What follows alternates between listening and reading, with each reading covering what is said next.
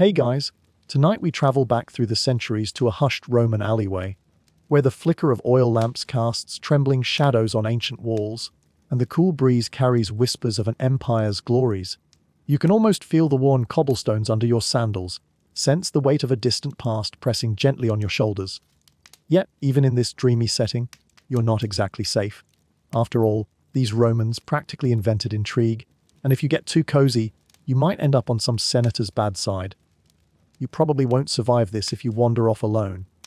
So before you get comfortable, take a moment to like the video and subscribe.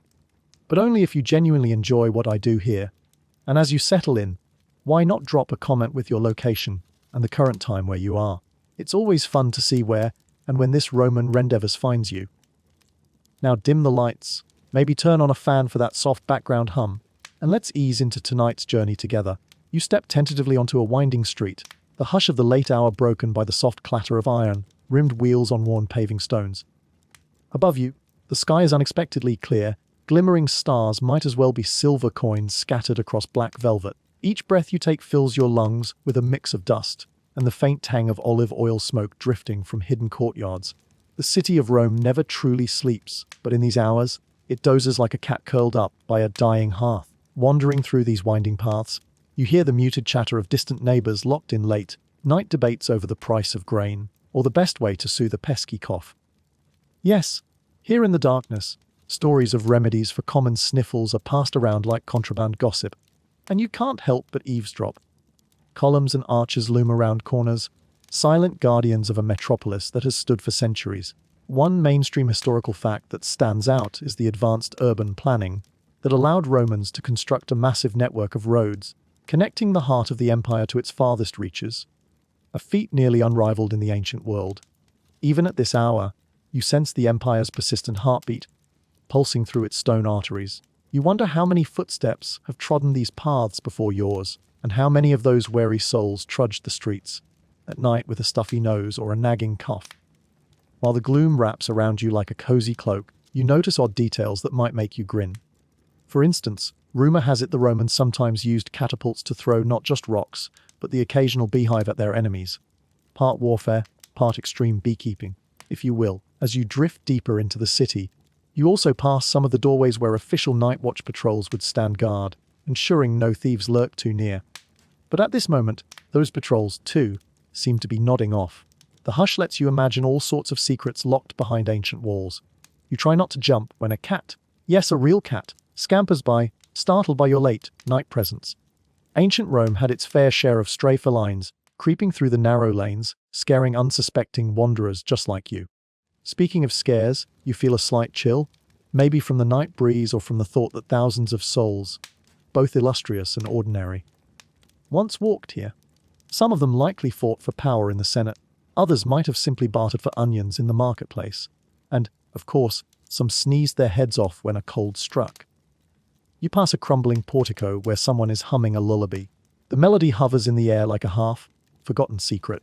You almost suspect it's a coded chant to ward off an impending flu, but it might just be a mother soothing her child. The Romans placed as much faith in whispered charms as in the latest salves, believing that certain voices and verses could keep sickness at bay. If you squint, you can see the warm glow of a brazier flickering in a side alcove. Two figures huddle around it, exchanging animated conversation peppered with occasional laughter. You sidle closer, your curiosity getting the better of you. One friend complains about a scratchy throat, while the other insists that a bizarre remedy involving honey, vinegar, and something you can't quite catch. Did they say lizard tails? We'll fix them right up. You roll your eyes, trying to keep a straight face. Historians still argue whether these wild-sounding remedies were legitimate attempts at treatment, or simply folk customs that spread from mouth to mouth without any scientific basis. Then again, it's easy to be skeptical in the modern day. The entire empire saw itself as the pinnacle of civilization, so they had to be onto something, right? A wry smile curls on your lips. If you had a denarius for every strange remedy you've heard so far, you might be able to buy your own villa. But that's the charm of nighttime Rome. You never know what odd advice or questionable cure might be drifting on the breeze. You continue your stroll, occasionally stepping aside to avoid a snoring stray dog. If dogs could talk, you bet they'd share equally odd tips for how to handle a sneezing fit. You head down another street, passing beneath an ornate balcony that seems to glow under the soft light of the moon. A woman leans over the rail, placing a small candle as an offering to a household deity. You think you hear her murmur a prayer for good health, or maybe it's a prayer for restful sleep. You can't help but wonder if she also knows about that rumored cold cure. Something so strange and comedic that you might suspect it's an elaborate prank. Perhaps she's decided to stick to simpler methods, praying to any god who'll listen, hoping they'll keep runny noses away. Another corner, another unexpected grin. You spot a donkey lazily munching on some leftover produce that's spilled from a nearby crate. For a moment, you consider how on earth the donkey managed to find food in the dead of night. But then you recall that Rome's mania for all things grand didn't always extend to waste management. Roman streets, for all their engineering marvels, could still be cluttered with scraps. You can't help but stifle a laugh as you watch the donkey chew. It almost looks at you with a silent question. Hey, do you have any bizarre home remedies to share with me, too? You're half tempted to respond. But you know even donkey conversation is a bit out there, even for this sleepy stroll. You keep wandering, letting your mind drift across centuries. It's not every day you get to see the capital of an ancient empire in its quiet hours. The buildings around you, tall and proud, still stand as monuments to Roman ambition and ingenuity. You can't help but wonder how many different languages have been spoken in these streets. Latin, Greek, countless tongues from distant provinces. Everyone from senators to slaves, from philosophers to fishmongers, once roamed these alleys. Time seems to slow, as though the night itself invites you to let go of your modern cares. Even your feet drag a bit, lulled by the hush. In that lull, you sense that something extraordinary is about to unfold, some piece of knowledge or memory that the night wants to share with you. You take a deep breath, letting the crisp air fill your lungs. After all, if the rumored remedy is real, who knows when you might need it? All around you, columns cast elongated shadows that cross your path like silent guides, urging you forward into the heart of the city, where secrets, mundane and magical, wait to be uncovered. You find yourself moving closer to the beating heart of the city, lured by a soft rumble of voices that seems at odds with the lateness of the hour. Ahead, torchlit columns rise in stately rows, their fluted surfaces worn by countless generations. It's the Roman Forum, a grand stage for political showdowns, public announcements, and everyday commerce alike. Now, as you step carefully over uneven stones, you glimpse small clusters of people lingering under covered walkways, murmuring about their daily affairs in voices hushed by the weight of nighttime. You catch fragments of conversation. Someone complaining about the price of fresh bread, another fussing over a legal dispute with a distant cousin. Despite the shadows draping the columns, life here never fully ceases. Weaving among these scattered groups, you notice that even at night, the Forum exudes a sense of importance, as though it's waiting patiently for the next assembly, the next oration, or the next big revelation. A faint laughter floats in the air. Two young men recline near a broken statue's pedestal, sharing what looks like a half-eaten bowl of something that might be porridge, or perhaps an herbal broth. One of them sneezes. You pause, ears peaked, half expecting him to follow it up with some outlandish attempt to chase the cold away. Instead, he just wipes his nose on his tunic sleeve. Classy. Yet there's a buzz, a whisper around you, suggesting that not everyone is content with letting a cold or cough run its course. Rumor has it a neighbor of a neighbor discovered some bizarre remedy involving a substance so odd, it makes you question how bored the first person must have been to try it in the first place. You lean in to listen. Apparently, the cure isn't just about herbs or spices. Romans were big on those already. No, this rumored concoction hints at something that might have crawled or slithered before it ended up in a mortar and pestle. A little wave of curiosity and a touch of queasiness ripples through you. Daily routines in ancient Rome can be surprisingly relatable, and you glimpse traces of them all around the Forum. By day, this space bustles with lawyers pleading cases, merchants hawking goods, and politicians puffing up their egos. Shoppers haggle over produce, wandering from one stall to the next in search of the best fig or the cheapest fish sauce. Children dart underfoot, playing games with knucklebones or scribbling chalk drawings on the pavement. At night, the mood changes. Some folks still gather to socialize. There's always news to discuss, deals to finalize, or gossip to spin. But many are just passing through, perhaps heading home from the baths or a late shift in a nearby bakery. One mainstream historical fact about Roman daily life is the concept of a main meal senev in the late afternoon or early evening. often followed by leisurely conversation and maybe even philosophical debates. By the time darkness settles, people generally wind down, though apparently not always in complete silence. You can't help but smile as you overhear a snippet of idle chatter about odd cures. A short man with thinning hair is insisting he once heard of a potion brewed with the sweat of gladiators mixed with a few drops of goat's blood. His friend snorts, skeptical. A third bystander nods sagely, claiming that her great-grandmother swore by soaking used wool in vinegar to chase away colds. Perhaps no one has a clue what's genuine and what's the result of a lively imagination. Historians still argue whether these more eccentric references were widespread reality, or if they were comedic exaggerations repeated for dramatic effect at dinner parties. Either way, it's the kind of conversation that might make you think, hey, maybe I'll just stick to rest and honey tea. A gentle breeze rustles the frayed hems of your cloak, reminding you that the night has its own chill. You catch a light joke from a nearby vendor, still guarding her wagon of produce. She remarks how even in ancient times, some people believed that wearing a laurel wreath to bed would ward off illness, because the gods apparently give bonus points for fashion. That quick quip is enough to break the solemn atmosphere that sometimes envelops these ruins. Yes, it seems even the stern columns and imposing statues can't entirely suppress the Romans' knack for humor, especially when it comes to the small annoyances of life like the common cold. You drift nearer to a marble rostrum that, in the daytime, serves as a speaker's platform. Tonight, it's more like a place for late-night banter among a few passers-by. The conversation steers toward remedies for sniffles, and an older woman in a tattered cloak confides that she's heard of a truly odd ingredient rumored to have miraculous properties. It comes from, she lowers her voice, glancing around to be sure no one's eavesdropping, certain aquatic creatures prized by the Egyptians for centuries. You can't quite make out which creature she's referring to, but the mention of a slimy texture and a pungent odor sends a shudder through you. Your mind darts to images of fish, mollusks, or perhaps something amphibious gleaned from the banks of the Nile. Quirky or not, it has your curiosity piqued. Apparently, someone has been peddling potions claiming to incorporate that exotic element right here in Rome. It's easy to see how markets for these cures could flourish. Rome is, after all, the hub of trade routes that span from Britannia to Asia Minor. Exotic goods pour in constantly. Silks, spices, rare animals, you name it. It's only logical that weird substances pass hands too, especially if they promise to fix your scratchy throat in record time. In a city this large, word of mouth travels quickly, and so do unscrupulous merchants. At least you suspect unscrupulousness. Why else would someone hawk something with such questionable ingredients? The sound of footsteps behind you makes you turn. A robed figure, perhaps a scholar or an amateur philosopher, stops in front of a carved inscription on a stone pillar. By the faint torchlight, he appears to study it closely, as though searching for some hidden instruction or formula. For a moment, you picture him deciphering an ancient text describing that very remedy you've been hearing about.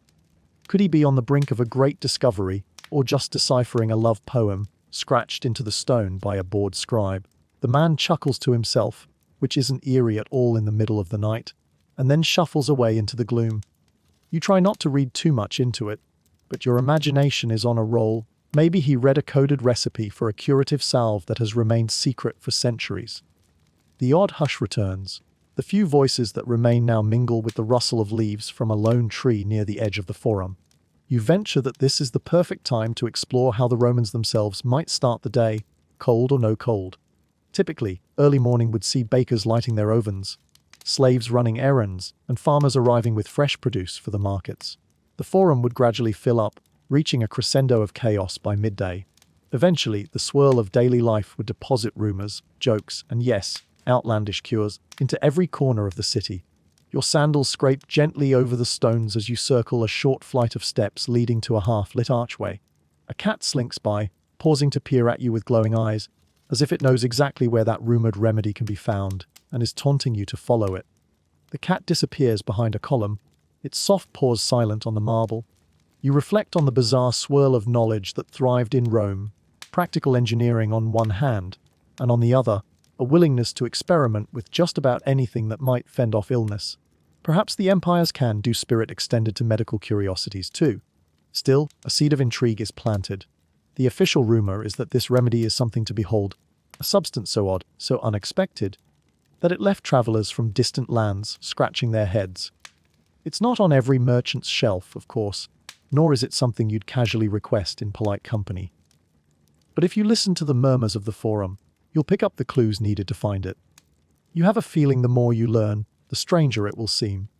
And maybe, just maybe, the next time your nose starts to drip, you'll think twice about dismissing old Roman remedies altogether. You head deeper into the labyrinth of narrow streets, leaving the forum's columns behind.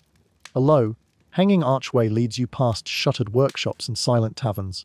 In the faint torchlight, you spot a cluster of chalk scribbles on the wall, simple sketches of everyday life: a donkey hauling a cart, a fish, an indecipherable swirl that might be an attempt at a human face. It's a modest glimpse of how Romans channel their daily experiences and, occasionally, their superstitions onto whatever surfaces they can find. Your breath escapes in a whispery laugh as you imagine them doodling, hoping that whatever ailment has befallen them might magically lift once the day's frustrations are scrawled in chalk.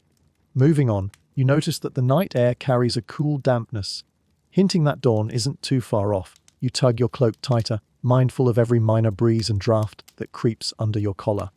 The Romans, you recall, were particularly attuned to changes in the weather. Some believed that chills from night air could unbalance the body's humors and invite sickness in. In fact, one mainstream historical fact is that Roman medical theory, influenced by the Greeks, often revolved around balancing four humors: blood, phlegm, black bile, and yellow bile. If one humor dominated, people were sure to blame everything from a pesky sniffle to a bout of insomnia on it. You might roll your eyes at this old-school biology, but hey, at least they had a structured approach to explaining why you start sneezing. That said, rational explanations were only half the story. The rest lay in the realm of superstition. Romans held onto a sprawling web of beliefs, mixing official religion with household deities and a dash of good old-fashioned fear. If you woke up with a fever, you might blame the gods for being displeased. If your next-door neighbor gave you the evil eye at the market, it was entirely plausible that he'd cursed you into a coughing fit. Now, as you make your way through a narrow alley, you see little signs of these beliefs: small altars in corners, dried herbs pinned to doorposts, even a faint scattering of ash around a threshold. Perhaps someone performed a nighttime ritual to ward off nightmares or sniffles, or both. You spot a figure ahead of you, seated on a low wooden stool by a shuttered produce stall. Her braided hair glints in the torchlight, and she's muttering to herself. As you approach, you catch the word malaria, which, interestingly, the Romans also blamed on bad air, literally, malaria. You can't help but grin at the pun that survived centuries. Never mind that it's rooted in the idea that foul, smelling mists brought sickness. She looks up, noticing your approach, and offers a toothless smile. Her voice is scratchy, as if she's on the verge of losing it, and she beckons you over to her stall. Bad air, she croaks, pointing at the sky with a bony finger. Whether she's warning you about a potential cold, or simply complaining about the night chill, you can't be sure. She launches into a tale of how, last winter, her entire household came down with a brutal cough. They tried everything: hot compresses of rosemary, incantations muttered at dawn, even sprinkling salt along the windowsills to ward off malicious spirits. Nothing worked until her husband visited a traveling merchant who claimed to have essence of phoenix tears, bottled in a small clay jar. Quirky or fringe tidbit? Check. She swears that as soon as they inhaled the pungent vapor from that jar, like sniffing an extremely potent vinegar, the cough lifted within hours. You raise an eyebrow. Phoenix tears. She assures you, yes indeed. It was expensive, but how can you put a price on health? She says. You stifle a polite chuckle. The woman's conviction is unshakable, and you decide not to argue the finer points of mythical birds. Trading carefully along the cobblestones, you reflect on how easily such superstitions take root. When you're shivering in bed, nose dripping like a faulty aqueduct, rational thought sometimes goes out the window. If someone offers a miraculous cure, especially with a dash of mystical flair, you're bound to try it. Then again, you consider that the Romans were practical too. Boiling water, rest, and herbal remedies were all standard.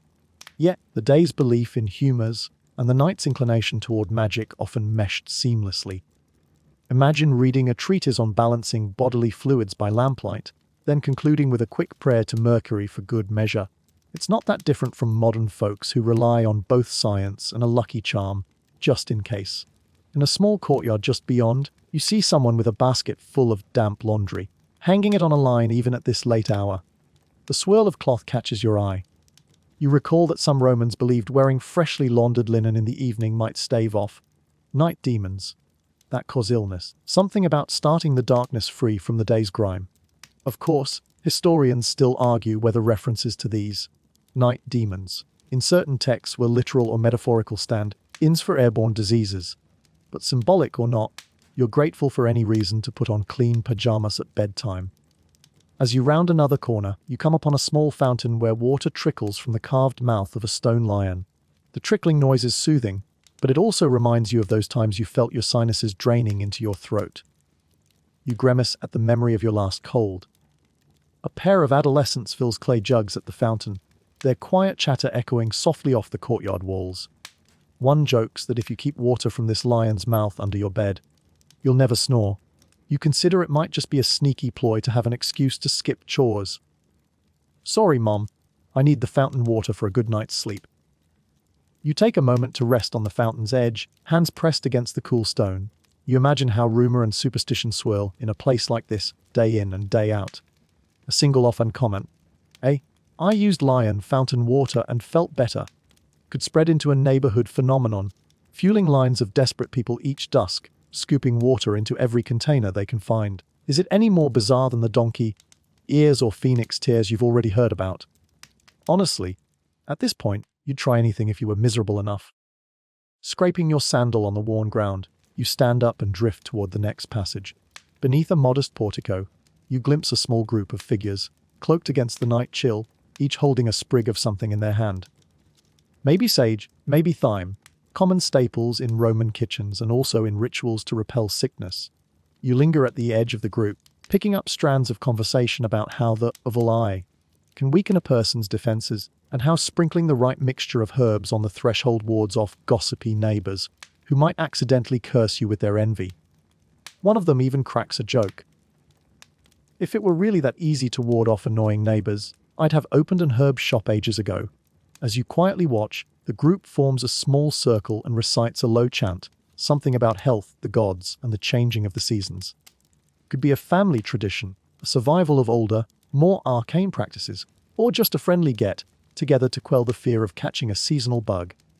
The torches flicker around them, and the smell of singed herbs drifts through the air, tickling your nostrils. You half expect to sneeze, but you manage to keep it at bay. Maybe there's some efficacy in that swirl of burning thyme. Stories like these are woven into the fabric of Rome's night, like invisible threads connecting doorways, archways, and hearts. By the time the sun rises, these folks will disperse, carrying with them a renewed sense of security, or at least the feeling that they've done something proactive. Meanwhile, doctors in the city rely on their knowledge of humoral balances and classical texts, prescribing dietary changes or gentle steam inhalations. And yes, for the more well-to-do Romans, prayers at certain temples might be recommended. Because you never know which deity is pulling the cosmic strings on your sniffles. You continue winding your way through these narrow corridors, a silent observer of how fear and faith mingle. Superstitions, as you see, aren't just about ignorance. They're about finding comfort in a world that can sometimes feel unpredictable. The Romans faced plagues, contaminated water, and limited medical understanding, so it's no surprise they hedged their bets with a little mystical insurance. In a city so grand, with so many ideas and influences swirling about, you guess that anything providing even a semblance of reassurance could take hold. A faint glimmer of light at the end of the alley catches your eye. Perhaps the glow of a larger street lamp, or the reflection of moonlight on polished stone. You head that way, drawn by the thought of moving closer to the center of town, where you suspect more secrets about that baffling Roman cold remedy might be whispered among the night owls. You smile to yourself, thinking of the donkey doodle, the phoenix tears, the lion fountain water, and the ever-present fear of bad air. One thing's for sure, you'll never see a box of tissues the same way again. And in the hush of this ancient night, anything, yes, anything seems possible. You emerge from the winding alleys into a modest square where the shadows of tall insulae, multi-story apartment blocks, stretch like silent sentinels. Flickers of torchlight illuminate an unexpected sight, a small group gathered around a figure in a dark cloak, his hands moving in slow, deliberate gestures. You edge closer and realize he must be a physician of sorts, explaining a treatment regimen to the few souls brave enough to seek late night counsel.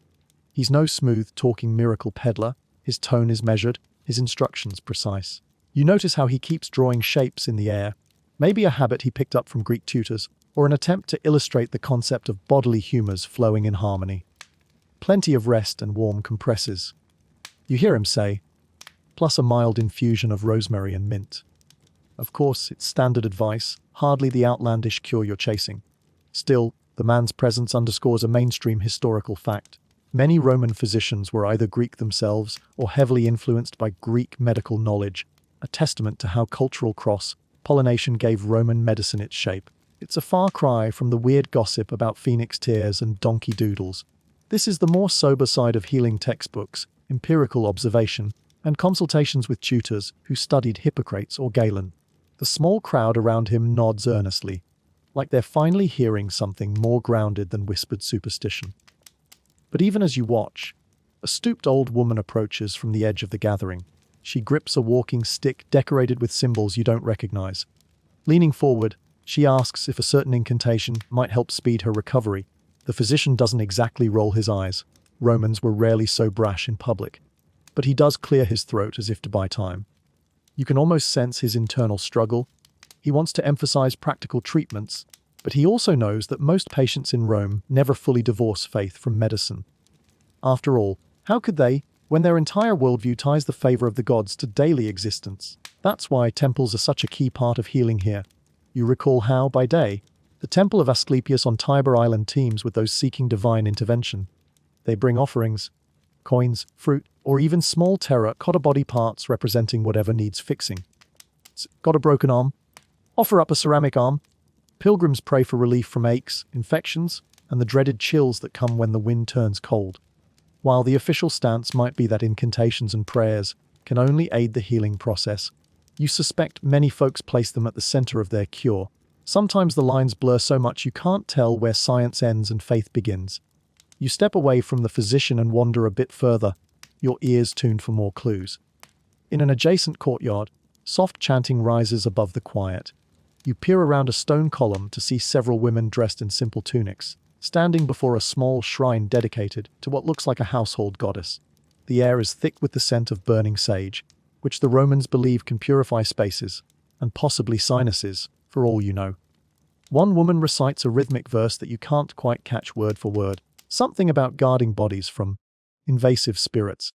Another hums a haunting melody, which reminds you of something you heard in the forum, but here it's more focused, more intense. Historians still argue whether such household rituals were truly official religious practices or informal gatherings of folk tradition that spread from one family to another over generations. The debate might never be settled, partly because records from everyday domestic life are sparse. Still, you can easily imagine how these incantations bring solace. Illness, be it a cold or something more serious, feels frighteningly arbitrary. A whispered plea to a household deity, combined with a swirl of pungent smoke, gives one the sense of control, however fleeting. Lured by the music, you drift nearer until someone in the group notices you. She motions you closer, smiling kindly, as if to say, "Don't be shy."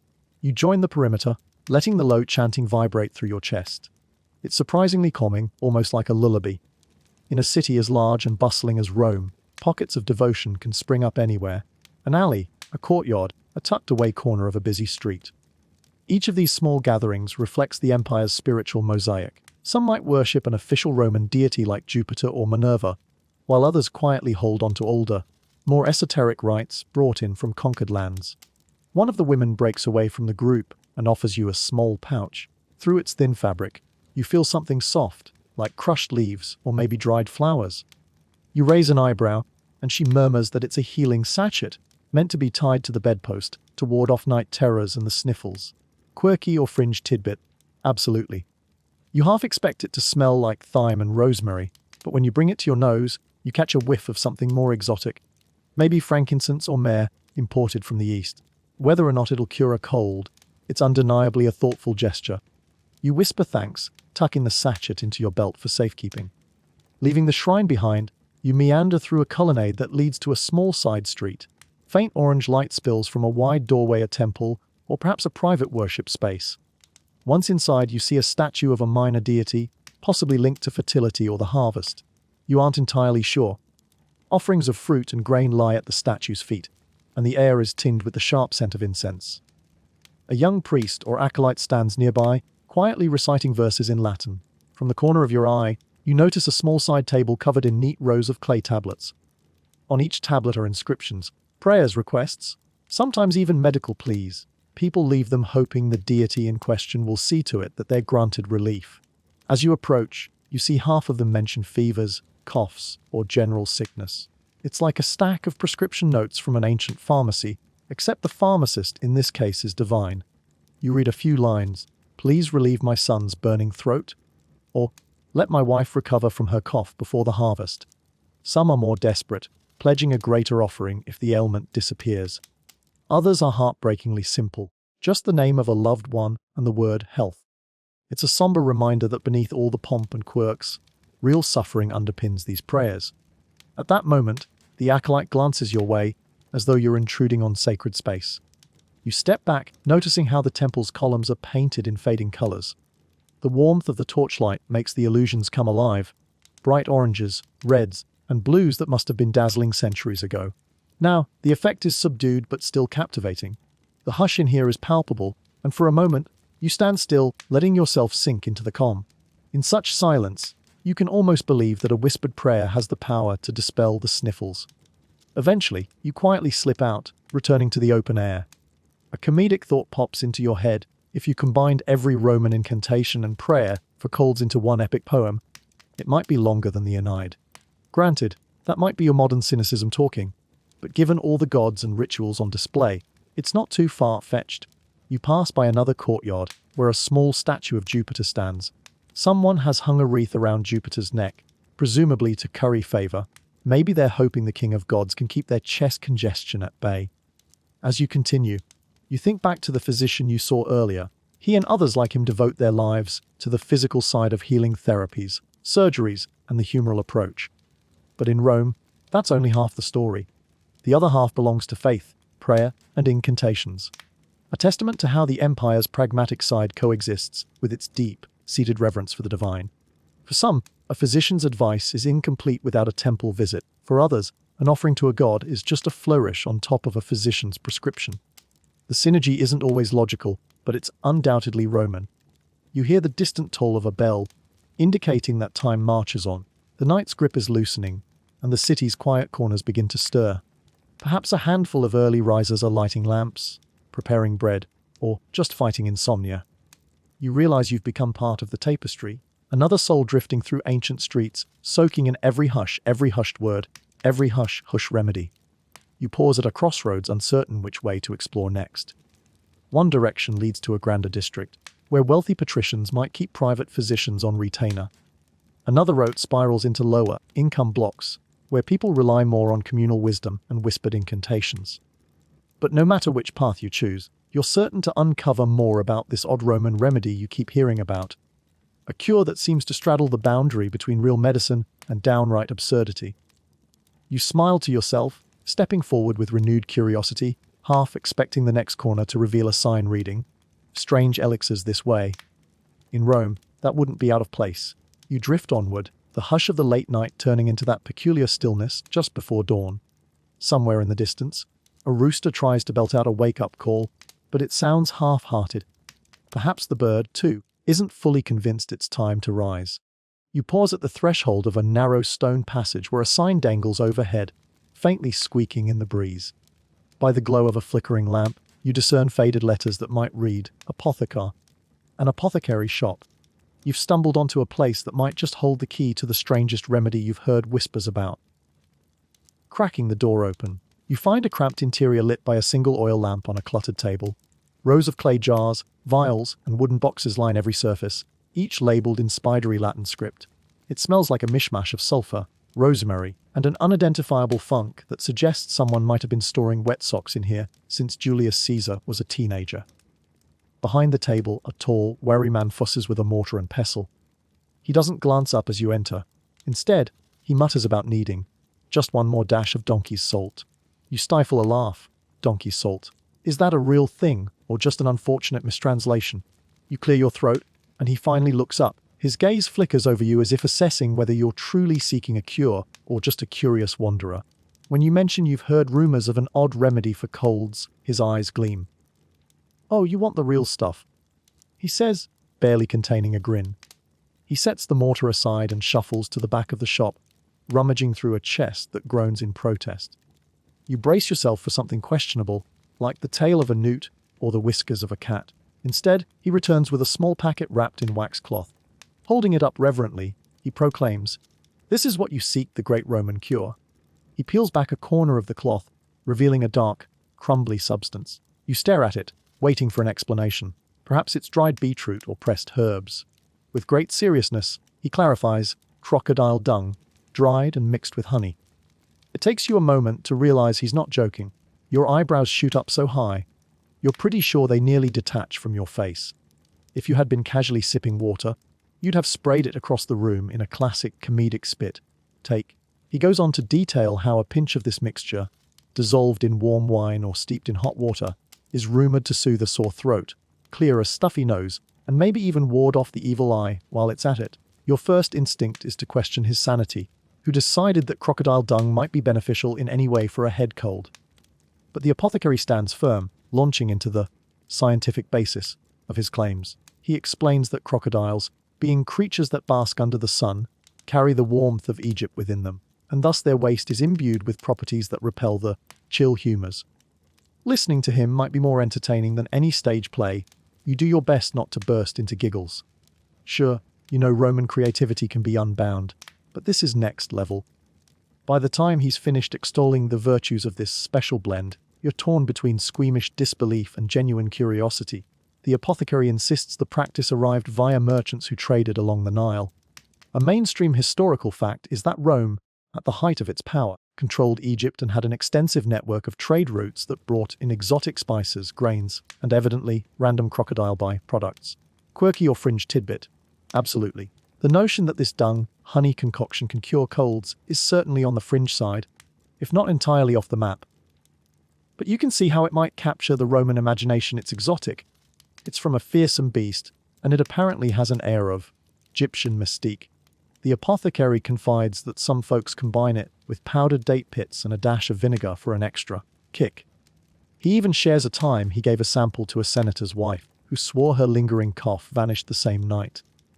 Of course, you suspect that might have more to do with powerful placebos than actual medical efficacy.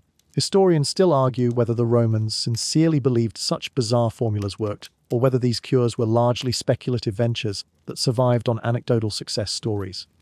After all, a single recovery, whether coincidental or not, might catapult a remedy into local legend.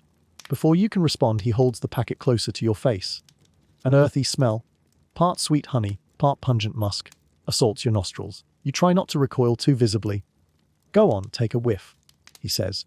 "If you find it pleasing, that's a sign it'll work for you." You're not entirely sure what to do. In a moment of comedic self-consciousness, you stammer something about needing time to consider.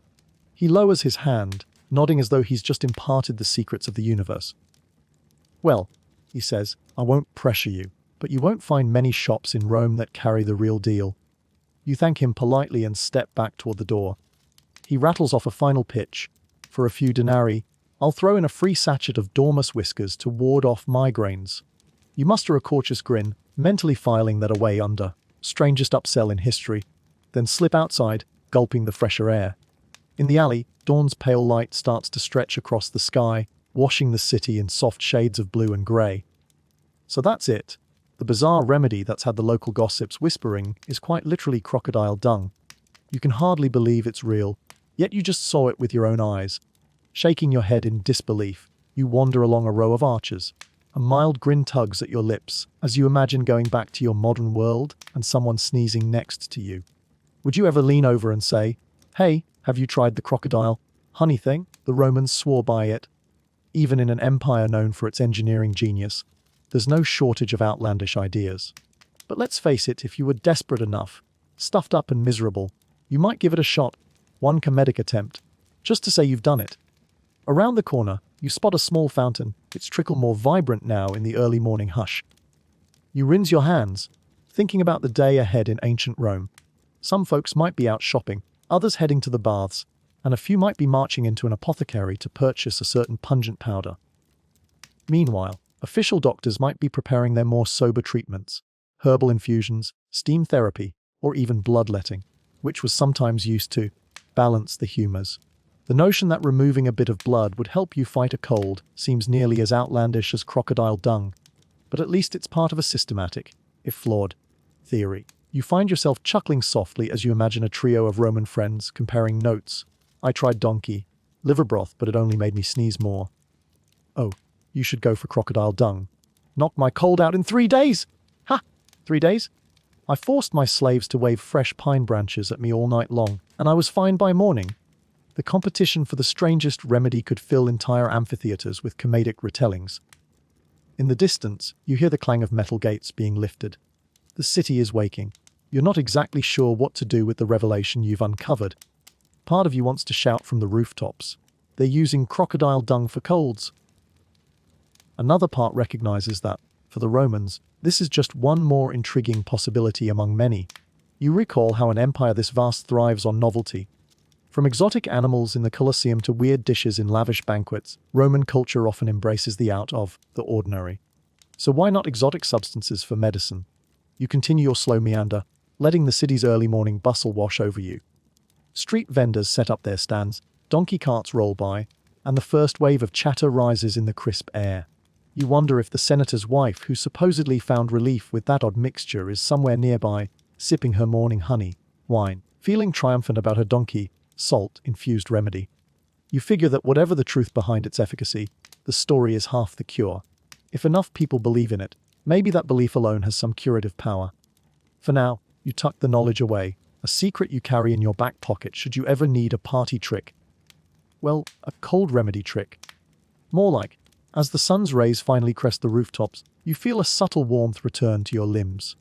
The night's mysteries are still fresh in your memory, prayers, incantations, debates over humors, and that singular apothecary who proudly displayed the weirdest medicinal ingredient you've ever encountered. You smile, stepping into the gentle light of a new day. If Rome has taught you anything, it's that the line between reason and absurdity is surprisingly thin. And sometimes, to find relief, whether spiritual or physical, you simply need to suspend disbelief, at least for a little while. Daylight slowly gains ground, unveiling Rome's bustling streets in a soft, golden hue. The gentle clatter of carts and the shuffle of wary feet replaces the hush of night. As you pass along a row of buildings, you catch a warm, earthy scent drifting on the air, like crushed mint leaves, with a faint undercurrent of savory herbs. It beckons you forward, promising a gentler side of Roman medicine, far removed from exotic dung-based concoctions. Ahead, a narrow lane opens into a charming courtyard framed by ivy-laden walls and potted plants of every imaginable variety.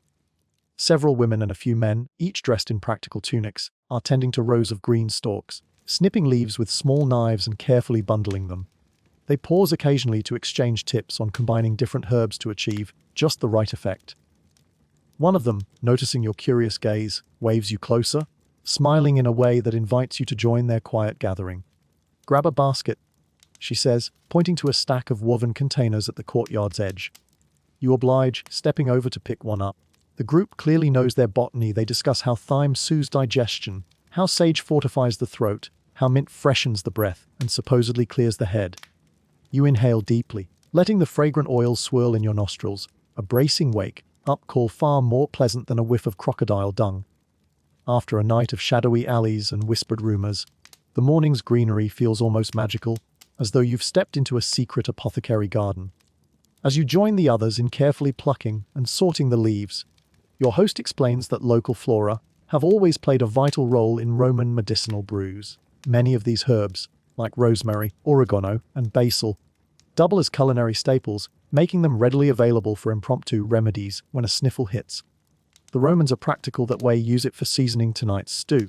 Use it for healing tomorrow's cough. One mainstream historical fact highlights the importance of herb gardens in ancient Roman villas.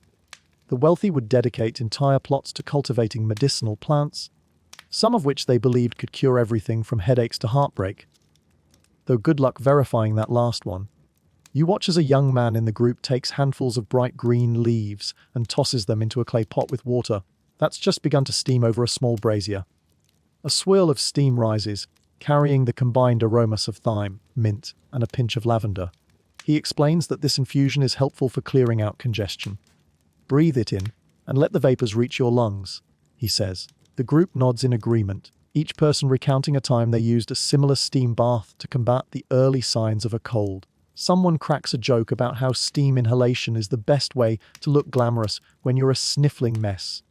Just drape a cloth over your head and the bowl, and you'll feel like you're in a miniature spa. Another member playfully counters that the last time she tried that, she almost dunked her entire face in scalding water. You chuckle at the image. Apparently, comedic mishaps know no error. At least it smells better than the dung-laced honey potion you stumbled upon hours ago. The conversation flows freely as the group shares stories of herbal triumphs and misadventures. A wiry-haired woman mentions how she once mixed too much pennyroyal into a brew and ended up with a headache more fierce than the cold she was trying to cure. Someone else teases her, "Next time, measure twice, brew once." It's light-hearted, but it underscores that even natural remedies can have side effects if used carelessly. The Romans may not know about chemical compounds in the modern sense, but experience has taught them to treat potent herbs with respect. Nearby, an older man demonstrates how to crush dried leaves into a fine powder using a mortar and pestle. He urges you to have a go, so you take a turn. The repetitive motion is oddly soothing, as if each grind is a gentle lull for your senses. The soft rasp of the pestle feels calming after the bustling night. You watch green-brown flecks spiral within the bowl. Occasionally, you catch a whiff of pungent fennel seed or a swirl of camphor from rosemary stems. "Don't forget to add a pinch of salt," he says, winking. He claims it helps bind the flavors together. Plus, the Romans love salt nearly as much as they love telling outlandish stories about donkey whiskers and phoenix tears. Before long, you have a small stash of finely crushed herbs. "Perfect for a hot tisane," someone remarks. "Just steep it in boiling water and drink it down when it's warm." Works wonders on a scratchy throat. As you listen, you reflect on how different this approach is from the crocodile dung cure. But then again, Romans don't see these remedies as contradictory. They might combine a pleasant herbal infusion with a prayer at a temple or even, perish the thought, try a pinch of that bizarre dung mixture if the sniffles persist. Their approach to wellness is more of a buffet than a single entree. And who are you to argue with variety? One of the group members, a tall woman with a wreath of braided hair, leads you to a table where various sachets of blended herbs are laid out. She points to each in turn, describing its potential benefit. This one has sage mint and a hint of licorice root, ideal for clearing nasal passages. Another sachet includes lavender, chamomile, and lemon balm, good for relaxation and mild insomnia, something everyone occasionally battles in a bustling city. She confides a quirky tidbit. If you hang a sachet of lavender and chamomile around your neck at night, some say you'll dream of your true love. You stifle a laugh, thinking it might be more likely you'll smell like a flower shop. In a lull of conversation, an elderly gardener standing nearby chimes in about the historical seeds that found their way into Roman soil. "We got coriander from the east, dill from Greek lands," he says proudly, "and they all took root here." He gestures around at the riot of greenery that thrives in the courtyard. "Sometimes," he adds with a grin, "I think the only reason these herbs grow so well is that they heard how good Roman manure is." For a second, your mind flashes back to that crocodile dung scenario. Manure indeed. You quickly refocus on the aromatic, less revolting side of gardening. The group eventually sits down around a wooden table. They set out cups and a large jug of heated water, letting you sample the different herb blends. It feels like you've stumbled into a mini tea party. The first sip is invigorating, bright with a menthol punch from crushed mint and rosemary. The second is more comforting, layered with chamomile's sweet calm. By the time you taste the third, a blend featuring thyme and licorice root, your sinus passages are practically giving a standing ovation. You joke that if modern coffee shops existed, they'd have nothing on this courtyard's menu. While you drink, talk turns to the age-old question of whether these herbal infusions truly expedite healing, or if they merely provide psychological comfort. Historians still argue whether the perceived medicinal benefits of certain Roman herbal brews were purely placebo. A few ancient texts rave about the potency of local flora, while others remain skeptical, attributing recovery to the patient's overall constitution or a random quirk of timing. Yet, as the steam curls around your nose and the taste of mint spreads across your tongue, you find it hard to be cynical. Sometimes, belief and a little warmth might be just what the doctor ordered. A soft breeze stirs the courtyard, rustling leaves and carrying with it the promise of midday sun. The group rises, returning to their tasks, some bottling freshly dried herbs, others tidying the scattered pots. You realize that for them, this is an everyday routine, not a special ritual. They wake, tend their plants, brew their teas, and trust that nature provides at least a portion of what they need to stay healthy. Of course, they also know that if a cold does strike, they have a medley of options, from practical steam inhalation to downright questionable crocodile dung solutions. As you hand the empty teacup back, the tall woman thanks you for sharing in their morning routine. She presses a small sachet of thyme and mint into your hand. "For the road," she says. Her eyes sparkle with genuine warmth. You tuck it away, reflecting on the evening you've had, a meandering journey that began in hushed darkness and has now led you to a bright courtyard alive with green, fragrant life. The city of Rome, it seems, is a mosaic of approaches to well-being. Some are steeped in reason, others in ritual, and still others in the downright bizarre. Should you feel a tingle in your throat later, you can always brew the sachet you just received. A simpler, certainly more appetizing remedy than croc dung, you think wryly. That memory still makes you wriggle your nose. But hey, at least you've discovered a softer side of Roman healing. One that's fragrant, calming, and surprisingly communal. With an appreciative nod to your new herbalist friends, you step out of the courtyard and into the ever-awakening streets. The aromas of thyme and mint cling to you, and in that comforting swirl of scents, you carry a piece of Rome's ancient wisdom along for the rest of the day. Stepping back onto the main thoroughfare, you drift along with the city's morning traffic. The gentle hum of conversation rises with each new street, and before long, you find yourself at the entrance of a sprawling marketplace. The Roman day is in full swing here. Vendors unload crates from donkey-drawn carts, while shoppers jockey for position at the best stalls. Just beyond a massive archway, bright awnings ripple in a breeze, revealing row after row of stalls laden with goods. You catch the scent of frying onions and fresh bread mingling with the tang of salted fish. It's an energetic swirl of color, smell, and sound, an entirely different world from last night's hushed alleys. You pause near a stall displaying an astonishing variety of dried herbs, everything from basil to something labeled bear's garlic. The stall owner, a silver, bearded man in a slightly stained toga, beckons you closer with a sales pitch you can't quite ignore. Are your sinuses giving you trouble? A pinch of bear's garlic will clear them out in no time. His theatrical wink suggests he's either supremely confident in his product or just desperate to make a sale. You can't help but smile, remembering the pleasant herbal courtyard from earlier. Maybe bear's garlic is just the next miracle, remedy waiting to impress or disappoint. Past this herb stall, the market opens into a kaleidoscope of activity. Merchants hawk everything from spiced wine to intricately carved wooden amulets. A cluster of shoppers gathers around a young woman, displaying bright red pomegranates and plump figs, their sweet tang wafting through the air. Across from her, a wiry merchant with leathered skin peddles pungent fish sauce, garum, stored in large clay amphorae. You watch as he pours a sample into a small dish, encouraging a skeptic to take a sip. The man's expression says it all: shock, then grudging acceptance. You stifle a grin, thinking that fish sauce might be a formidable enough odor to clear anyone's stuffy nose. Your attention shifts to a corner stall brimming with exotic wares. Hanging from a wooden beam are bundles of cinnamon sticks, bright saffron threads in glass vials, lumps of frankincense, and dried petals of what appears to be hibiscus. One mainstream historical fact jumps out: the Romans maintained extensive trade routes that brought spices from far-flung lands like India, Arabia, and even parts of Africa. It's no surprise that the city's apothecaries and would-be doctors flock here, hoping to find the next secret ingredient for the ultimate cure-all. As you wander closer, you see a parchment sign propped up: rare ingredients for good health. Discount today? The merchant, wearing a neatly trimmed beard and a foreign-style tunic, greets you with an enthusiastic bow. He gestures to a glass jar filled with a dark amber resin. Fresh from the caravans, he boasts. Steep it for a cough, or burn it to ward off evil spirits. He picks up another jar containing what looks like small, shriveled berries, juniper, to open the lungs, he says, swirling them about with pride. You can't help but be impressed by his salesman's flair.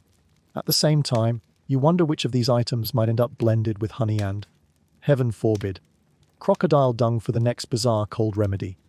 A donkey brays loudly a few stalls away, providing an unintentionally comedic soundtrack.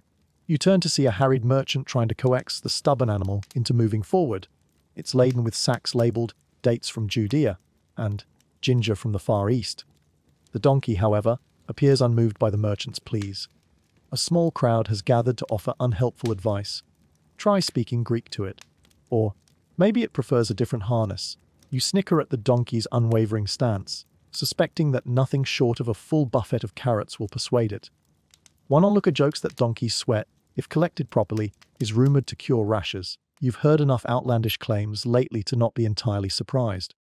Continuing down the row, you notice a cluster of stalls selling dried leaves and seeds you can't readily identify. You approach one stall, eyeing a sign that simply reads, "Exotic powders." The merchant, a stout fellow with a booming laugh, claims each pouch has a story.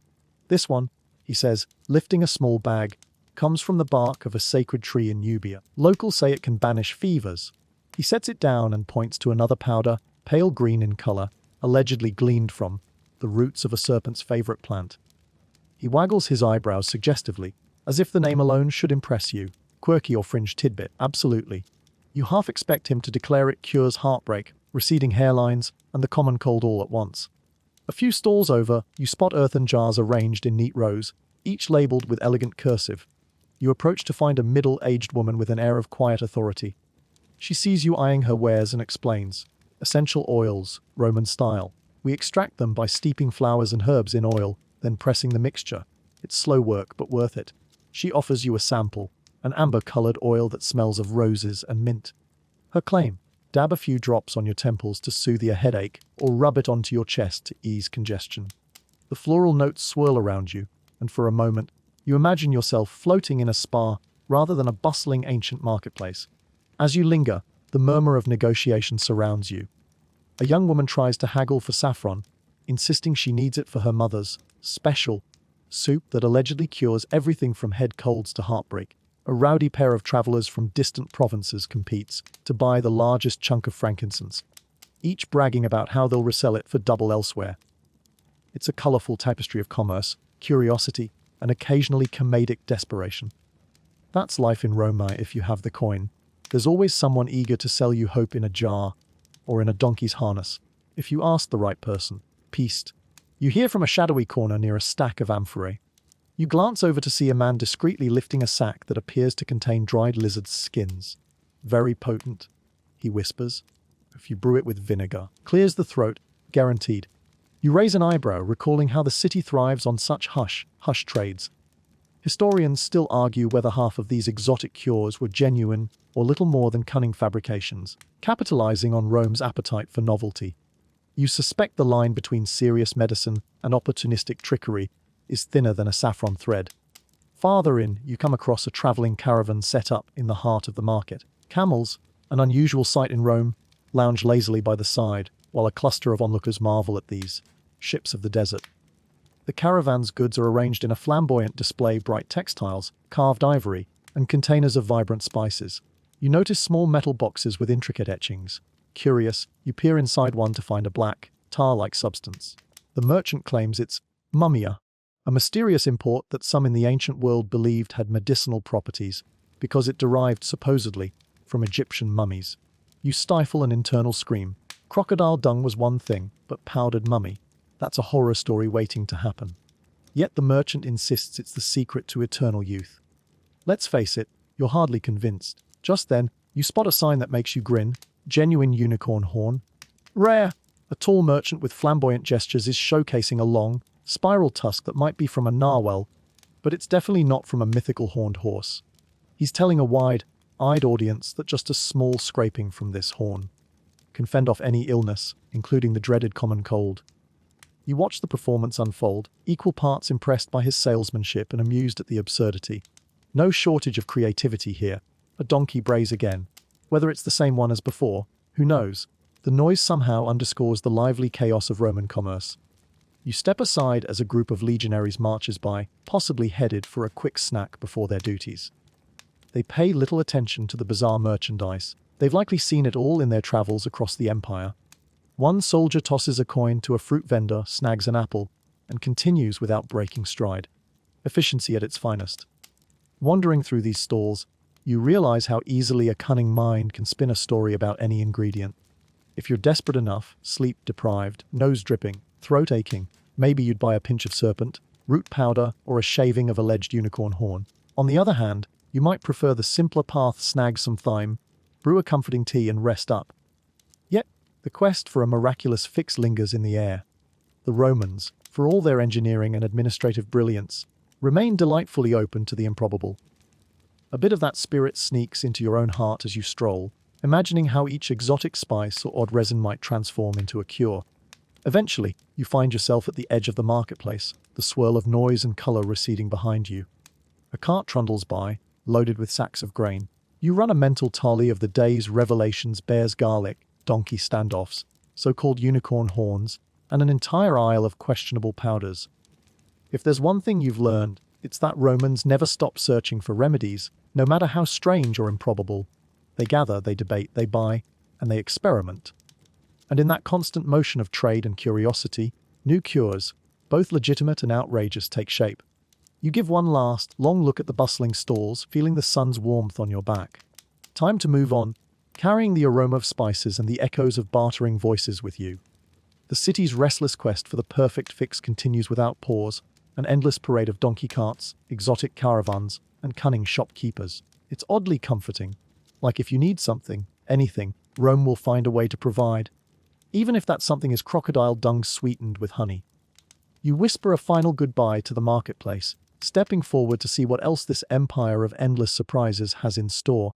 Midday finds you weaving past another knot of streets, guided by snippets of conversation that hint at yet another caravan's arrival. You follow the chatter of merchants and curious bystanders until you land in a wide, sunlit square near one of Rome's lesser, used gates. Camels, mules, and a few packhorses stand idly, their handlers unloading cargo under the watchful eye of city inspectors. The heat radiates off the stones, and you find yourself squinting at the shimmering air, trying to catch a glimpse of the odd cures rumored to be hidden among more mundane trade goods. A tall, broad-shouldered trader in a dusty cloak barks orders to his crew.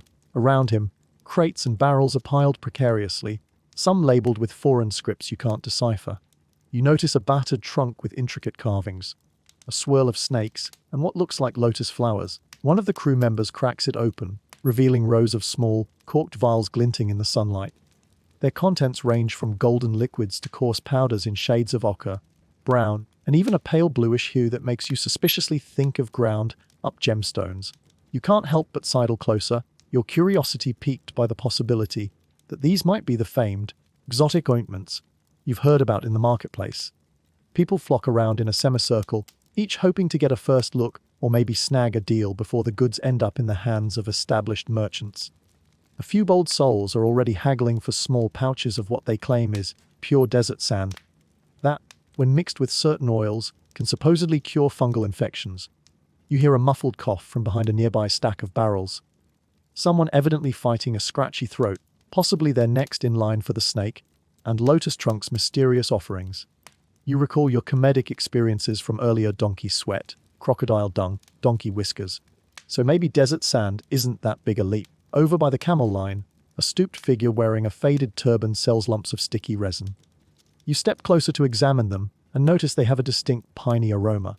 He calls it dragon's blood, though you suspect that might be more marketing than fact.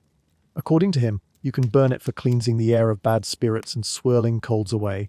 Quirky or fringe tidbit? Check. With how frequently colds and sniffles pop up in conversation around here, you imagine half of Rome might soon be shrouded in red-tinged smoke if they take his advice.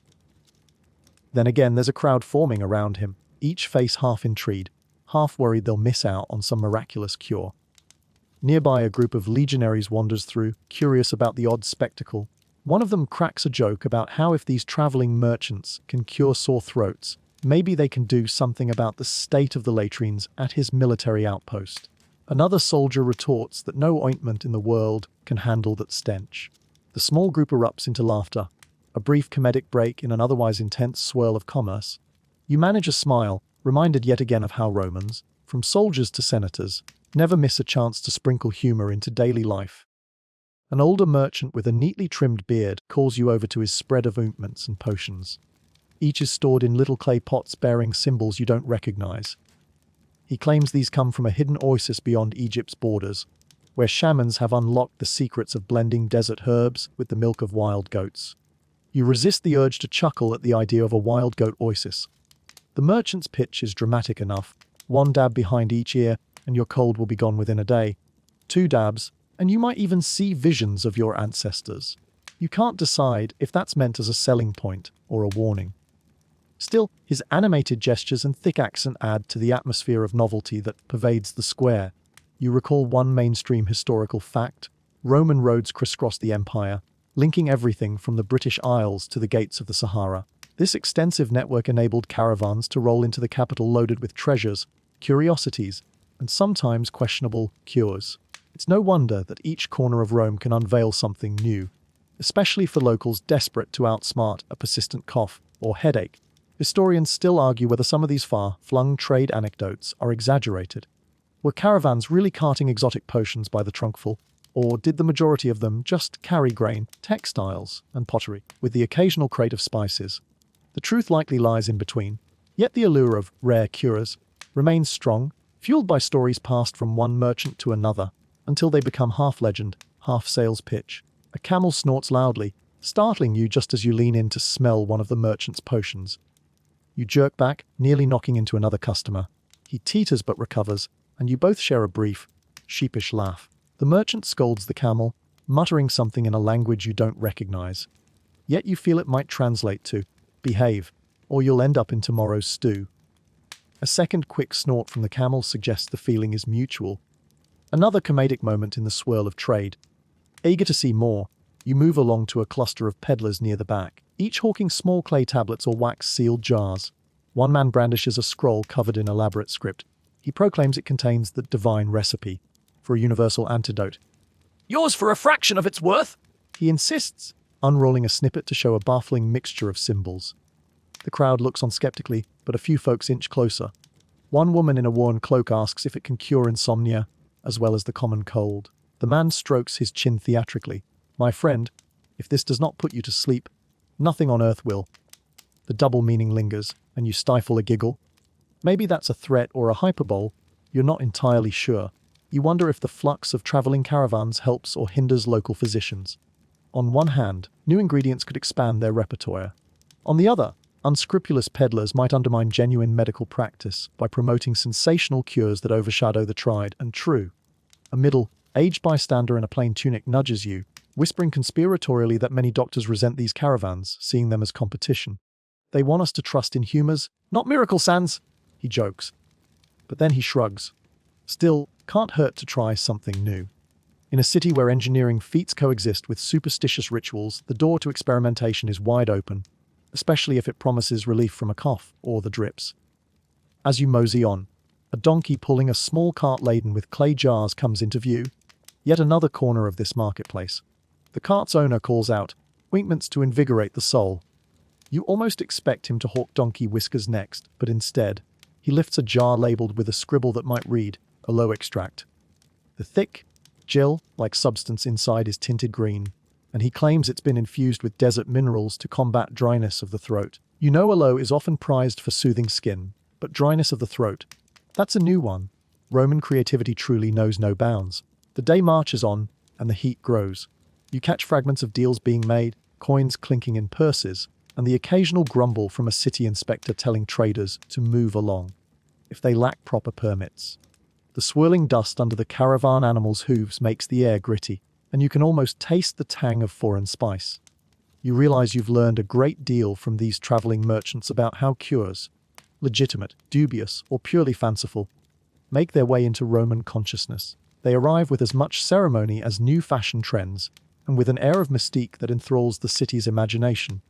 At last, the caravan seems to settle, with some merchants finding lodging or space in local stalls.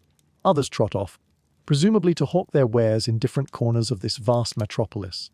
You sense that in a matter of days, the city's apothecaries will display new powders and ointments on their shelves, boasting of their exotic origins and guaranteed potency. Word of mouth will do the rest. Eager folks will line up, hoping to snag the magic bullet for their next sneeze or cough. Shaking off the dust, you exit the square, considering all you've seen. The donkey sweats, the dragon's blood resin, that battered trunk of unknown vials, each a testament to how a place like Rome effortlessly merges the practical with the improbable. Whether or not these caravans genuinely deliver cures or merely tall tales, they keep the empire's appetite for novelty well fed. And, maybe buried within the hype, one or two solutions actually do some good. After all, If you can't trust a dusty crate of powders from a caravan that's traveled thousands of miles, what can you trust? With a tired but amused sigh, you slip back into the crowded streets, the caravans receding behind you. The city's hum instantly envelops you again, but a part of you remains in that sunlit square, imagining all the curatives and claims drifting away, off to new corners of Rome, where someone, sniffling and hopeful, might just buy in. You leave the clamour of merchants and exotic caravans behind, feeling the midday heat settle on your shoulders. The warmth reminds you of something else the Romans truly adore: baths. If you've heard any rumours about this city, you know their bathhouses are as central to life as bread and circuses. Considering your ongoing investigation into cold remedies, you recall that many Romans swear by a good long soak or a stint in the steam room to ward off the sniffles. Intrigued and maybe a bit overheated, you decide it's time for a first-hand look at one of these famed establishments. A short walk brings you to an impressive complex towering brick walls, arches framing large doorways, and a continuous buzz of conversation drifting from within. This is no mere bath, it's practically a mini-city. You step inside the grand entrance to find a bustling lobby with marble floors. The subtle scent of perfumed oils mingles with the earthy tang of warm stone. Patrons shuffle around in various states of undress. Some fully clothed, others draped in towels, none seeming the least bit self-conscious. A sign posted near the entrance in polished bronze letters reads, "Therma, open to all." Indeed, Roman bathhouses welcome just about everyone, from highborn senators to regular citizens. A friendly attendant, a wiry fellow with a cheerful grin, notices your curious gaze. He shows you where to store your belongings, pointing to rows of small cubbies, each guarded by a watchful slave who's quick to keep an eye on everything. Once you've shed your outer garments, you follow a steady stream of bathers through a broad corridor, decorated with mosaics depicting dolphins, sea monsters, and tridents. A hum of relaxed chatter envelops you, punctuated by occasional bursts of laughter. It's like a social club, except everyone's wearing sandals or wooden clogs, and the main event is cleansing rather than dancing. The corridor opens into a massive hall known as the frigidarium, the cool bath area. Rays of sunlight pour in from high windows, illuminating a large, rectangular pool of shimmering water. Several bathers lounge at the edges, chatting idly. You dip a hand in, refreshing, but not quite cold enough to chill your bones. In typical Roman fashion, the frigidarium is beautifully designed, with marble statues of nymphs and sea gods perched around the pool. One mainstream historical fact stands out: these sprawling bathhouse complexes often featured advanced heating systems called hypocausts, furnaces that circulated hot air beneath the floors to regulate the temperature in different rooms. It's a testament to Roman ingenuity, blending engineering with a love for leisurely wellness. A bather next to you sneezes, loudly. After the echo dies, he gives you a sheepish grin and jokes, "That's what I get for skipping the coldarium." You grin back, deciding you'd rather start with warmth anyway. The man points you to a doorway on the left, and you head in that direction, passing a side chamber where an attendant ladles fragrant oil onto a marble slab. Someone is getting a thorough massage complete with a strigil, a curved metal tool used to scrape off oil and sweat. The scraping sound is oddly mesmerizing, though part of you wonders how comfortable it really is. Then again, it might be the Roman equivalent of a modern spa, minus the tinkly background music. Following the damp heat that wafts through the corridor, you enter the tepidarium, a warm room lined with benches. The temperature here is noticeably higher, and your skin immediately begins to glow with perspiration. A few folks recline on marble ledges, chatting as though they're at a casual dinner party. One woman gestures animatedly with her arms, explaining a remedy she tried mixing mustard seeds and honey, then rubbing it on her chest while in the steamy baths to draw out the chill. Quirky or fringe tidbit? Absolutely. Whether it works is anyone's guess, but she's adamant. Another bather chimes in that, if you combine that approach with a daily steam inhalation, you'll never miss a day of work. Even if your boss is a real slave driver, he jokes. As you move deeper into the bathhouse, the air grows thick with moisture, curling your hair and coating your skin in a fine sheen of sweat. Finally, you reach the coldarium, the hottest room. Clouds of steam swirl around a circular pool at its center, and marble pillars glisten with condensation. You find a spot on a bench carved into the wall, exhaling in relief as the heat sinks into your muscles. Conversation here is softer, punctuated by occasional coughs and sneezes. The very reason some folks come to sweat out whatever ails them. Historians still argue whether the Romans attributed actual curative properties to these hot rooms, or simply believed that, sweating it out, was a sign of good health. Either way, you see plenty of people who seem convinced that the coldarium does wonders for a pesky cough. A middle-aged man seated nearby nods at you, noticing you taking in the steamy scene. He launches into a casual explanation. I had a scratchy throat last week. Spent an hour here each day, drank plenty of Posca afterward, and I'm good as new. Posca, you recall, is a popular diluted vinegar drink favored by soldiers and laborers alike, often spiked with herbs. The man claims it kills any lingering sickness in his throat. Plus, he adds with a wink, no one wants to stand close to you when you smell like vinegar. Keeps the germs away. It's a comedic notion, but maybe not entirely lacking logic. If everyone else gives you a wide berth, you can at least recover in peace. From somewhere behind a pillar, you overhear a jovial debate about whether the steam purifies the soul, as well as the sinuses. One bather swears that combining the steam with repeated chants of an Egyptian mantra cures you faster, while another says, just come here, sweat, and for Jupiter's sake, blow your nose. The mix of practicality and superstition is on full display. You can't help but smile at the banter. This is Rome, where a man might consult the best Greek physician in the city, only to turn around and soak in a steamy bath, while chanting spells just in case. A slave carrying a bucket of water passes by, carefully pouring it onto heated stones at the corner of the room. A fresh cloud of steam billows up, and you close your eyes, letting the humidity wrap around you like a thick blanket. You inhale deeply, feeling the warm, moist air travel through your nostrils and into your chest. It's soothing, like an ancient precursor to modern steam therapy. The tension in your shoulders loosens, and you start to understand how someone might believe the bathhouse itself, with all its communal relaxation and cleansing routines, could chase away a minor cold. After a while, you decide you've cooked enough in the coldarium. You follow others through a side door that leads to a small courtyard.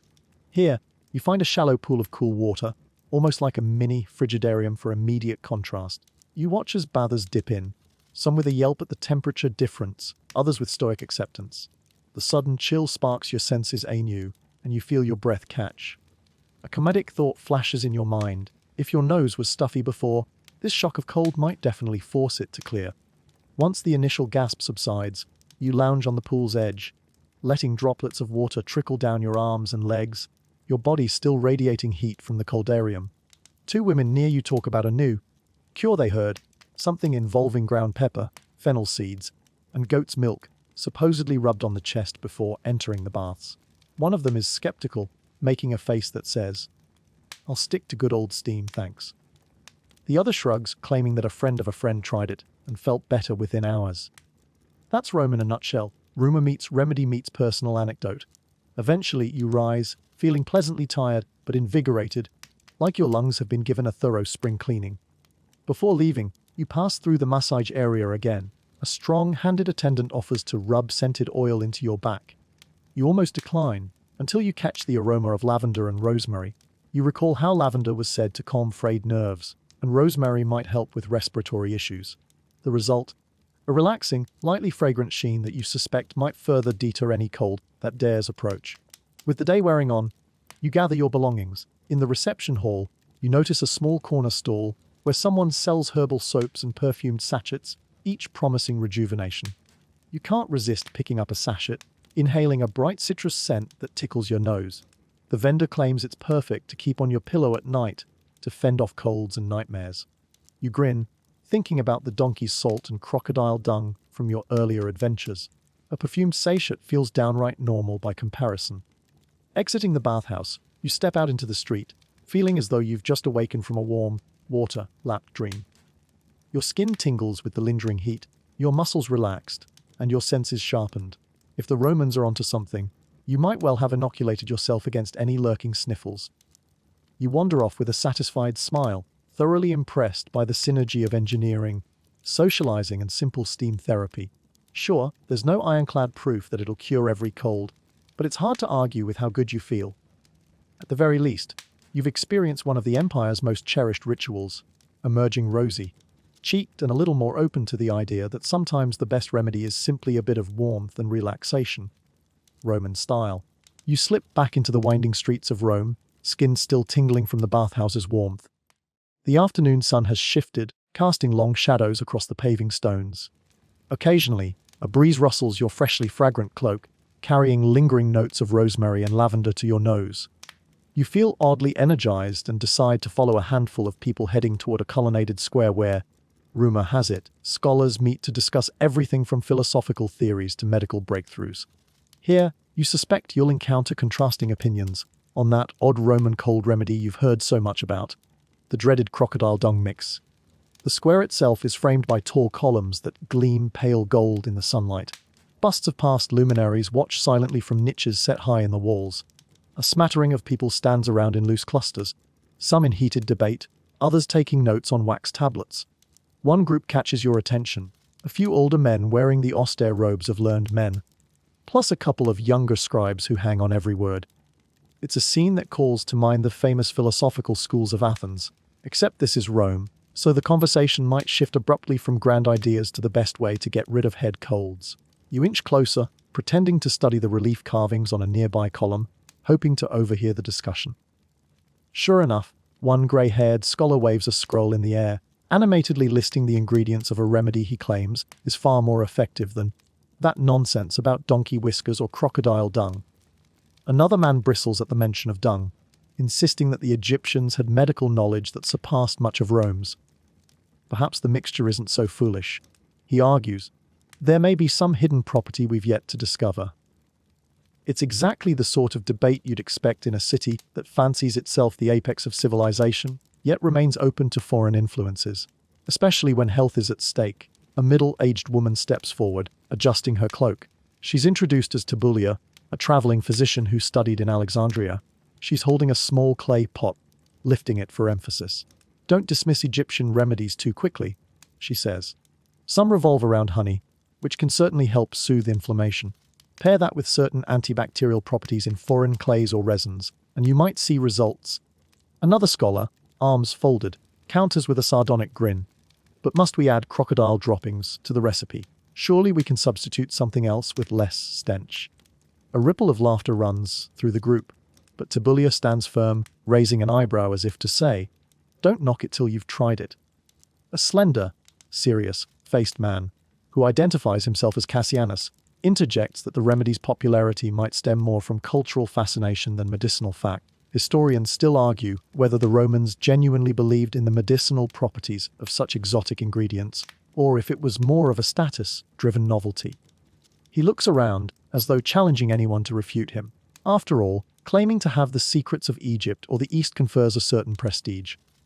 You feel a grin tugging at your lips. He has a point. A city that loves novelty will flock to anything labeled rare, no matter how outlandish.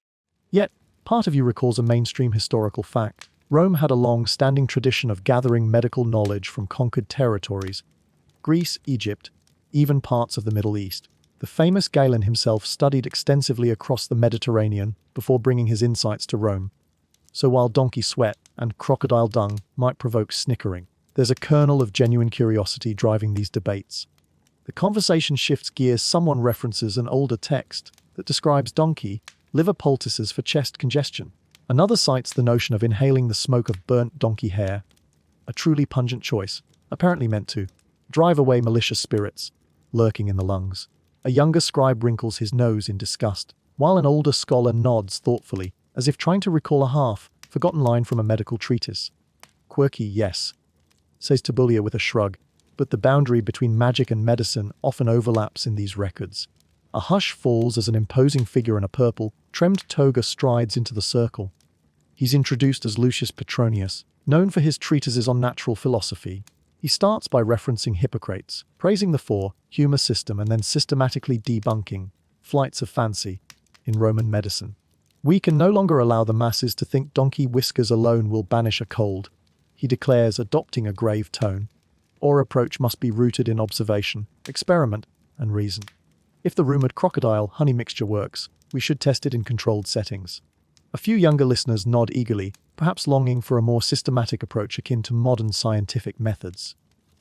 Yet, an older scholar wearing an amulet shaped like an eye protests, but we cannot ignore the role of the gods and the intangible.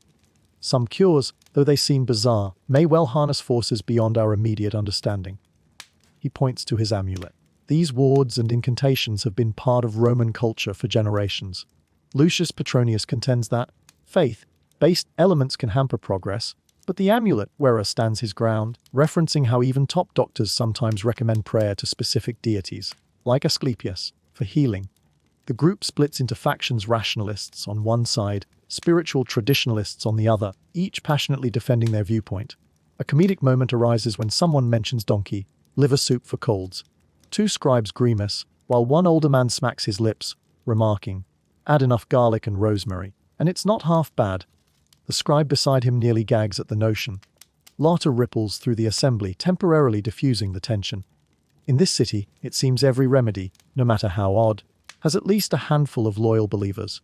Tibulia seizes the moment to outline her stance. We can honor the Empire's traditions while testing new ideas. I've seen patients recover quickly when given a honey-based concoction. Whether that honey is mixed with donkey liver, crocodile dung, or simply thyme, the key might be honey's soothing, antimicrobial effect. Why not isolate that and refine the recipe?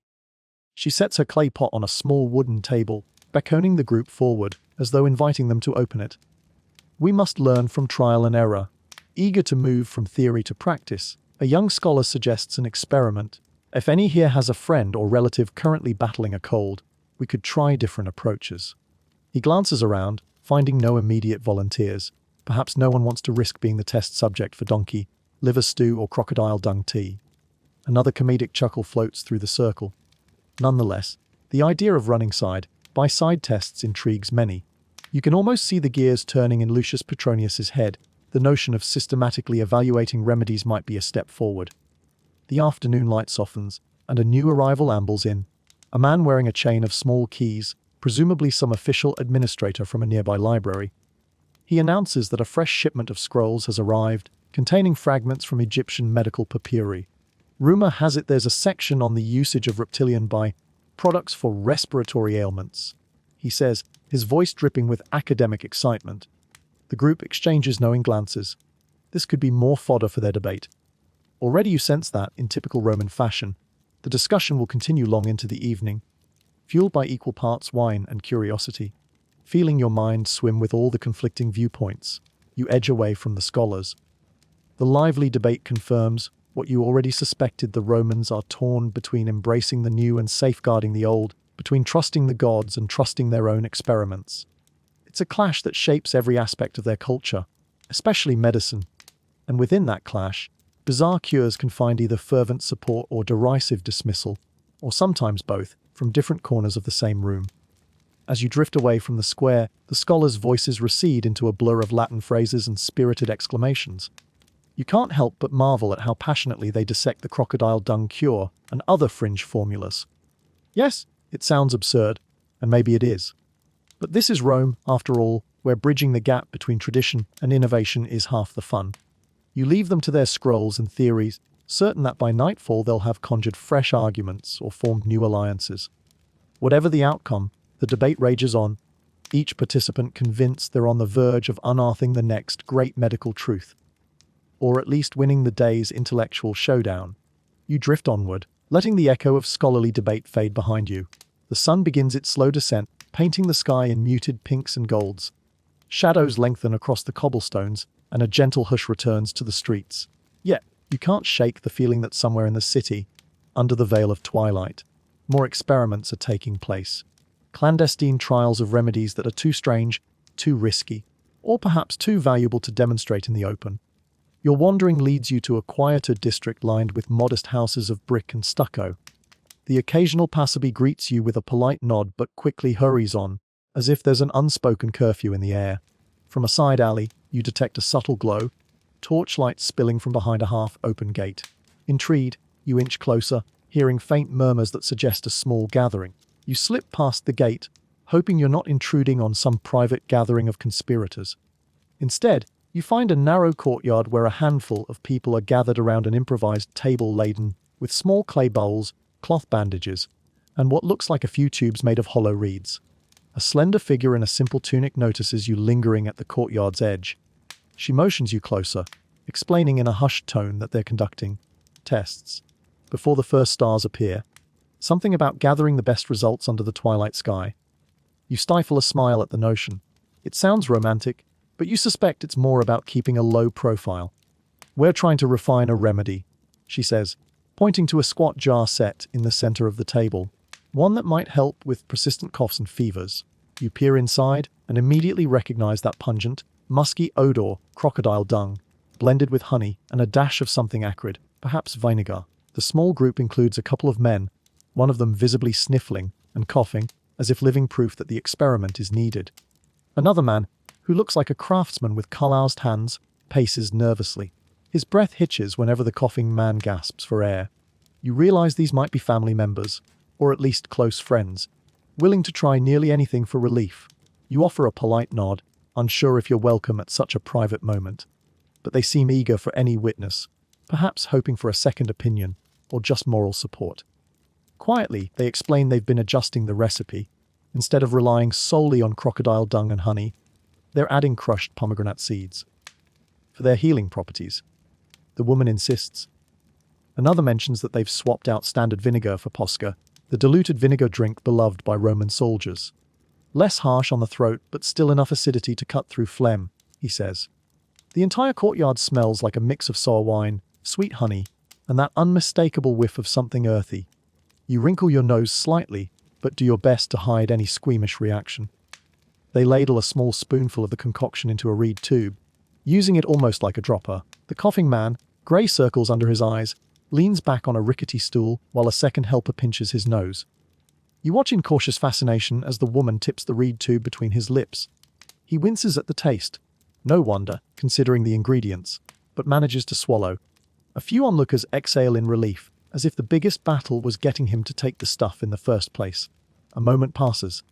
The man coughs again, but this time it's more a reflex than a hacking fit. He rubs his chest, breathing carefully. Everyone leans in, expectant. Historians still argue whether such direct anecdotal trials truly shaped ancient medical knowledge, but in this courtyard, you see the raw reality. They're desperate for improvement, willing to try whatever they can piece together, no matter how unorthodox. If the man's cough eases by morning, the remedy might gain a few more believers. If not, they'll tweak something else. A comedic moment breaks the tension when a bystander jokes, "If that doesn't work, we can always rub donkey whiskers on his feet." The ill man musters a weak grin, as though he'd rather not entertain more bizarre treatments. But the group shares a soft laugh, grateful for any levity. A friend quickly drapes a blanket over his shoulders, reminding him to keep warm in the evening chill. Somewhere overhead, a bat flutters, attracted by the torchlight or perhaps just curious about the human drama unfolding below. Another participant steps forward, an older woman with a kind face. She holds a small copper bowl filled with some kind of warm herbal broth. "We've been giving him this as well," she explains, passing it under your nose for inspection. You inhale the aroma of thyme, garlic, and mint, a far more comforting smell than anything else in the courtyard. "We combine old and new, you see," she continues. "Steam and herbs like the physicians recommend, plus a bit of that Egyptian trick." She shrugs, as if to say, why not cover all bases? Indeed, the Romans rarely discard established traditions, they just layer new ideas on top. The group rotates duties. Someone checks the patient's pulse the way Greek physicians taught. Another drapes fresh bandages soaked in warm water over his chest. You hear a few scattered references to prayers. "We should do a quick invocation to Asclepius," one says. Another counters that they should leave the gods alone tonight, in case offending them yields no result at all. The interplay of faith and doubt dances in the background, as constant as the torchlight flickering on the walls. You lean in to examine the jar of concoction more closely, curiosity getting the better of you. It's thick and dark, with flecks of crushed seeds that look almost like tiny rubies. "Don't smell it too hard," the woman warns with a grin. "We've lost 3 volunteers that way." She's joking, mostly, but you take her advice and keep your distance. You can't help but wonder if, somehow, the honey and other additives really do provide a mild antiseptic effect. One mainstream historical fact is that honey has been prized across cultures for its preservative qualities and soothing properties. Could crocodile dung, in some roundabout way, bring certain minerals or elements that help, too? You're no chemist, but you acknowledge there's still plenty of mystery in how ancient remedies sometimes overlap with modern science. The patient coughs once more, but it's a softer noise, as if something in his throat has cleared. He rubs his eyes, which are teary from all the strain, and exhales deeply. "I can breathe a bit easier," he rasps, blinking in mild surprise. The group collectively perks up, hope sparking in their eyes. Even you feel a slight thrill. Maybe it's coincidence, maybe it's the thick honey soothing his airways, or maybe it's the first step of genuine improvement. In any case, his chest heaves less dramatically, and everyone exchanges relieved smiles. A hush follows, broken only by the crackle of torch flames. The older woman adjusts the patient's blanket, tucking it around him. The slender woman leans toward you, a knowing glimmer in her eyes. "We'll keep testing," she says quietly, "but you saw it, he's a bit better." She sounds half proud, half cautious. Not wanting to jinx it, you suspect. You nod, lips curving into an encouraging smile. After everything you've witnessed, it's hard not to root for them. Their experiment is a far cry from a formal clinical trial, but it represents the earnest pursuit of relief in a world before antibiotics or sanitized medical labs. Historians might label these hush-hush trials as fringe or downright reckless. Yet in Rome's twilight, they reveal something profoundly human. We'll try anything to help those we care about. A comedic whisper from another onlooker, "At least the smell keeps the rats away," earns a few tired chuckles. The patient manages a faint laugh, then coughs again, reminding everyone not to celebrate too soon. Despite the caution, there's a tinge of triumph in the air. They've witnessed a small shift, enough to stoke optimism. The older woman begins tidying up the supplies, rinsing the reed tube with water from a bucket. Someone adds a few more coals to a brazier, warding off the encroaching night chill. You catch bits of hushed conversation. Next time, perhaps more honey. What if we simmer it first? But won't that kill the potency of the dung? The debate is almost scholarly in tone, echoing the more formal arguments you heard earlier, but here it's laced with palpable urgency. Soon they help the patient to his feet, guiding him inside a modest doorway that likely leads to a sleeping area. One person quietly asks, "Shall we pray now?" Another nods, and they step inside as well, leaving you momentarily alone in the courtyard. You glance at the clay jar on the table, pondering how this bizarre remedy, half scorned and half revered, might stand as a testament to Rome's fascination with blending the known and the unknown. In the flickering torchlight, the jar looks almost mystical. A dark brew that holds promise, disgust, and hope all at once. You slip out through the gate, not wanting to overstay your welcome. A lingering sense of respect and wonder accompanies you as you return to the now darkening street. You reflect on how these hush experiments at dawn or dusk shape Roman medicine, just as much as any official doctrine. It's not just about big philosophers making grand claims, it's also ordinary people, in small courtyards, testing and tweaking whatever might work. Maybe tomorrow the rumor spreads that this mix helped one man breathe easier, or maybe it'll vanish if his condition worsens by morning. Either way, the pursuit continues. The sky overhead is a deep cobalt, stars flickering to life. You take a slow breath, letting the mild night air fill your lungs, grateful not to be weighed down by a stubborn cough at this moment. Your footsteps echo on the cobblestones, and you find yourself smiling. Amid all the strange cures, comedic mishaps, and spirited debates, there's a genuine warmth in these ancient streets. Rome, with all its contradictions, keeps you enthralled. You tuck this memory of the courtyard experiments safely away, a quiet reminder that sometimes the most peculiar roads might lead to genuine discoveries, or at least a little faith in the possibility of healing. Morning light glances over the rooftops, and you stir from a restful sleep with renewed curiosity about that hush miracle, remedy. As you make your way toward the city's busier streets, you sense a change in the air, an undercurrent of chatter, as though someone's dropped a pebble into the pond of Roman society and set off ripples of debate. Already, you hear snatches of conversation about some man who supposedly turned the corner on a nasty cold after swallowing a spoonful of that bizarre crocodile honey mix. Others scoff at the very idea, praising donkey, liver soup, or anise-infused wine instead. Whichever side they land on, people are definitely talking. Your first stop is a small bakery near the Forum, always a good vantage point for local gossip. You join a line of bleary-eyed patrons waiting for fresh bread. Two women just ahead of you chat in hushed but animated tones. One insists that her neighbor's nephew tried the crocodile remedy last night and woke up this morning breathing like a champion gladiator. The other woman rolls her eyes so dramatically you half expect them to roll right out of her head. She retorts that donkey whiskers placed under the pillow are at least odorless. A cackle ensues, prompting a nearby baker to poke her head out. Hey, if you think donkey whiskers smell better than honey dung, you haven't worked a day with actual donkey whiskers. As the queue shuffles forward, you reach the counter, greet the baker, and order a loaf still warm from the oven. A comedic spark flares when the baker confides he actually tried donkey liver soup once, but only because an old friend claimed it could unlock hidden singing talent. It didn't, and the friend still owes him a favor for that little culinary misadventure. You chuckle, half imagining a scenario where people form an entire donkey liver choir in the hopes of hitting perfect high notes. With bread in hand, you cross the street to a public fountain, where a small crowd gathers around a street corner orator. He's perched on a makeshift dais, a wooden crate propped beside the fountain's basin.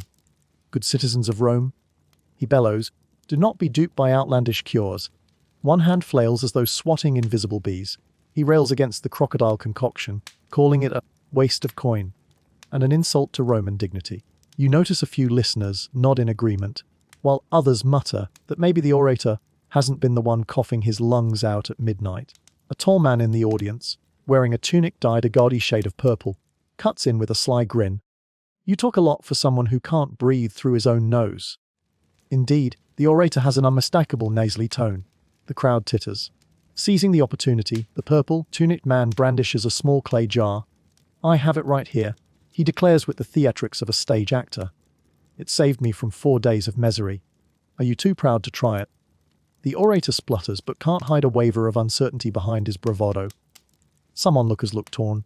Roman pride dictates skepticism, but who wants to suffer a head cold longer than necessary? Leaving this impromptu debate, you drift toward a cluster of shops overlooking a busy intersection. A mild breeze brings the scent of roasting chestnuts and sweet pastries. Among the vendors, you spot a middle-aged woman hawking clay figurines. You can't help but pause. Each figure looks like a miniature crocodile with a sly grin, carrying a tiny pot labeled with H Floody. You ask her about it, trying not to laugh at the bizarre mash-up of art and advertisement. She explains she came up with these figurines when she heard local rumors exploding about the new remedy. If it's going to be popular, she says with a shrug, I might as well turn a profit. You sense half of her stock is satire. Romans have a knack for capitalizing on trends, no matter how strange. Nearby, a scrawny street performer has set up a comedic routine. Dressed in a patchwork cloak, he pantomimes a sneezy Roman searching for a cure. He pretends to drink from a jar labeled with a crocodile drawing, makes an exaggerated face, then breaks into a lively dance, presumably to show he's now brimming with energy. The small crowd roars with laughter, tossing him coins. One child pipes up, Papa, can we get some? The father ruffles the boy's hair. Maybe after you're older, kid. That draws more laughter. Clearly, the remedy is trending, and folks are happy to poke fun at it, even as some quietly wonder if it might genuinely work. Slipping away from the performer, you amble through a residential district. Here, the vibe is more subdued. Laundry flutters on lines strung between windows, and neighbors gossip from their doorsteps. One elderly man leans against a brick wall, scratching his chin while discussing the remedy with a younger woman. Historians still argue whether Romans truly believed these exotic cures or just enjoyed the novelty. He muses, as though reciting a line from a dusty scroll. The younger woman suggests that it doesn't matter. If people feel better, who's to say it's not real?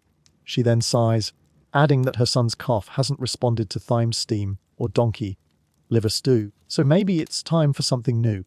Her voice trails off, heavy with the worry of a parent who's out of options. As twilight edges closer, you notice more flickering torches being set along the streets. You pause at an intersection, overhearing two men engaged in a lively spat. One is a devout cynic, the other a wide-eyed believer. The cynic scoffs, I'd sooner eat the raw donkey whiskers than swallow that stinking brew. His adversary fires back. At least donkey whiskers might tickle my throat. It's better than your negativity! They glare at each other before an exasperated bystander steps in. Gentlemen, do we have to pick sides?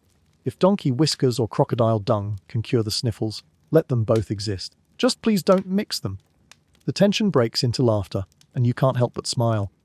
Romans love a spirited debate, but they also love a quick, comedic out. One mainstream historical fact comes to mind: Rome, with its intricate road system and bustling trade, has always been a melting pot of ideas. Medical knowledge, or the semblance of it, travels rapidly from Egypt to Gaul to the capital's doorsteps. As you watch the day's final merchants pack up their stalls, you see jars of honey stacked beside exotic herbs, donkey, liver extracts, and lumps of what might be resin or possibly old bits of something best not identified. It's a carnival of possibilities, each stall owner calling out that their product is the surest route to health. No more donkey whiskers. No more stinky dung. Just try my saffron infusion. Everyone fights for the spotlight. Leaving the main street, you find yourself in a quiet courtyard near a small temple. The statue of a minor deity stands watch, draped in a simple linen cloth. A half-faded inscription at its base implores passers-by to make offerings for good health. You notice a few coins and a small bouquet of herbs lying at the statue's feet. Perhaps local residents still prefer a gentle prayer to hush any illness. You pause to consider how belief, tradition, and newfangled remedies collide in this empire, sometimes swirling into a comedic swirl of donkey hair and crocodile waste, other times forging legitimate leaps in medical practice. Overhead, a swallow darts through the air, chasing the last rays of sun. You lean against the temple's column, reflecting on all the voices you've heard today. Some vehemently oppose the strange cure, others swear by it. The rest remain on the fence, waiting for more proof, or just quietly hoping not to need such extremes. Your own stance, you're an observer, enthralled by how an entire city can spin itself into a minor frenzy over one rumored cure. In a place where daily life fuses logic, superstition, engineering marvels, and comedic donkey references, it's hardly surprising that public opinion runs hot. As darkness settles, a final wave of chatter echoes in distant streets. You sense that tomorrow will bring new tales, maybe a sudden spike in sales for honey jars, or an outcry from official physicians warning about contamination. Or perhaps an edict from some exasperated magistrate, no more hawking dung-based potions in public forums. But for now, the city winds down, each household carrying its own judgments and stories. You push off the column, whispering a quiet thanks to the watchful deity, and move on with a contented sigh. Rome's unending swirl of skepticism and belief has become part of your own nightly rhythm. And as the torchlit roads guide you onward, you know the debate over this odd remedy isn't ending anytime soon. Indeed, it's only just beginning. You wend through another web of streets until you emerge near the city's eastern gate, where the fading daylight casts long silhouettes across the broad thoroughfare leading out of Rome. Beyond the gate, caravan after caravan sets off on the famed roads that connect the capital to distant lands. You pause, recalling how the empire's reach extends from the rocky coasts of Britannia to the sands of Africa. And you can't help but wonder how far these rumors of the crocodile honey remedy travel. If Roman citizens are abuzz with debate, what about the neighboring regions that receive merchants and travelers fresh from the capital? The thought lingers as you step outside Rome's walls. The countryside stretches before you in a patchwork of cultivated fields and dusty roads.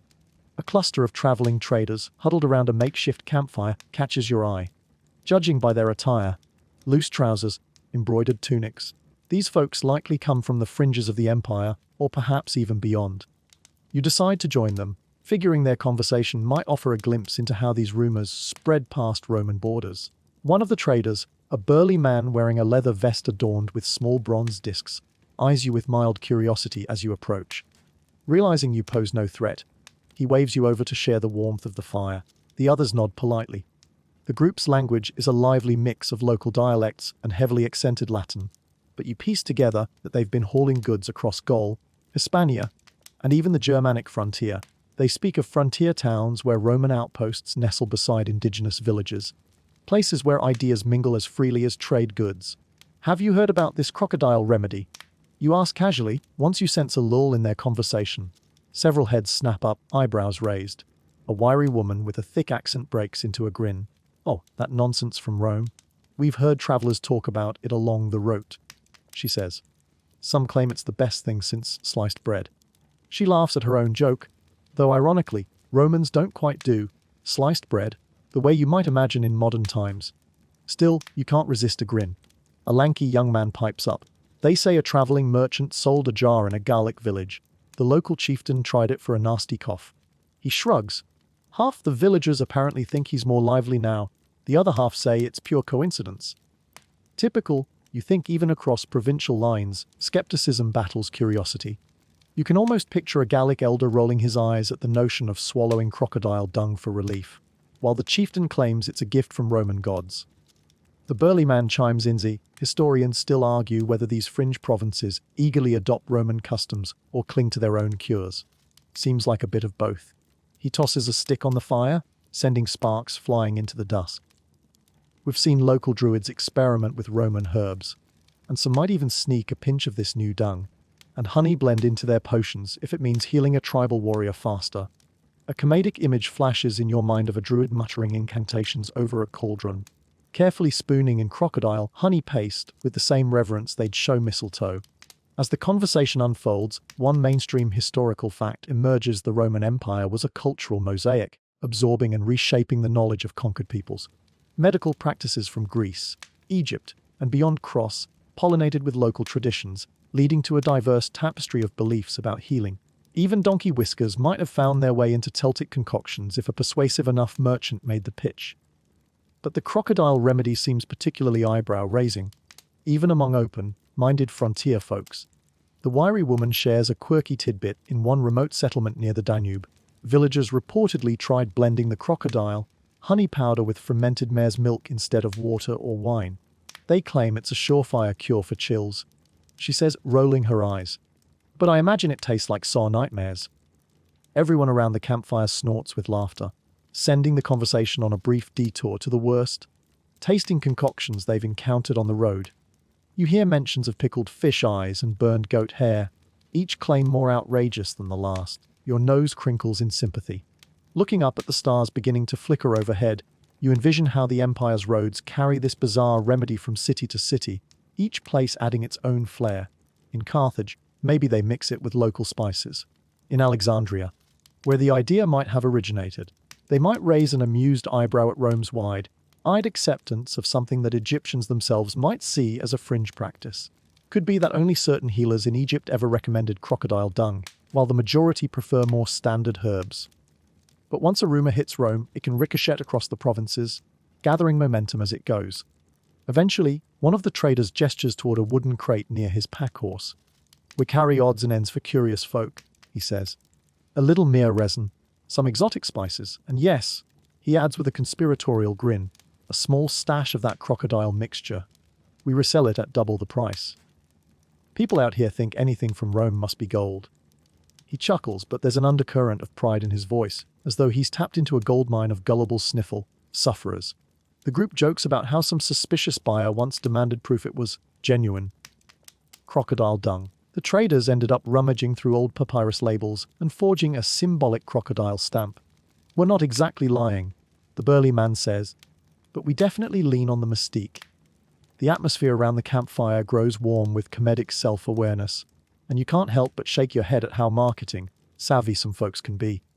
Even in ancient times, you settle back on your makeshift seat, letting the fire's heat seep into your bones.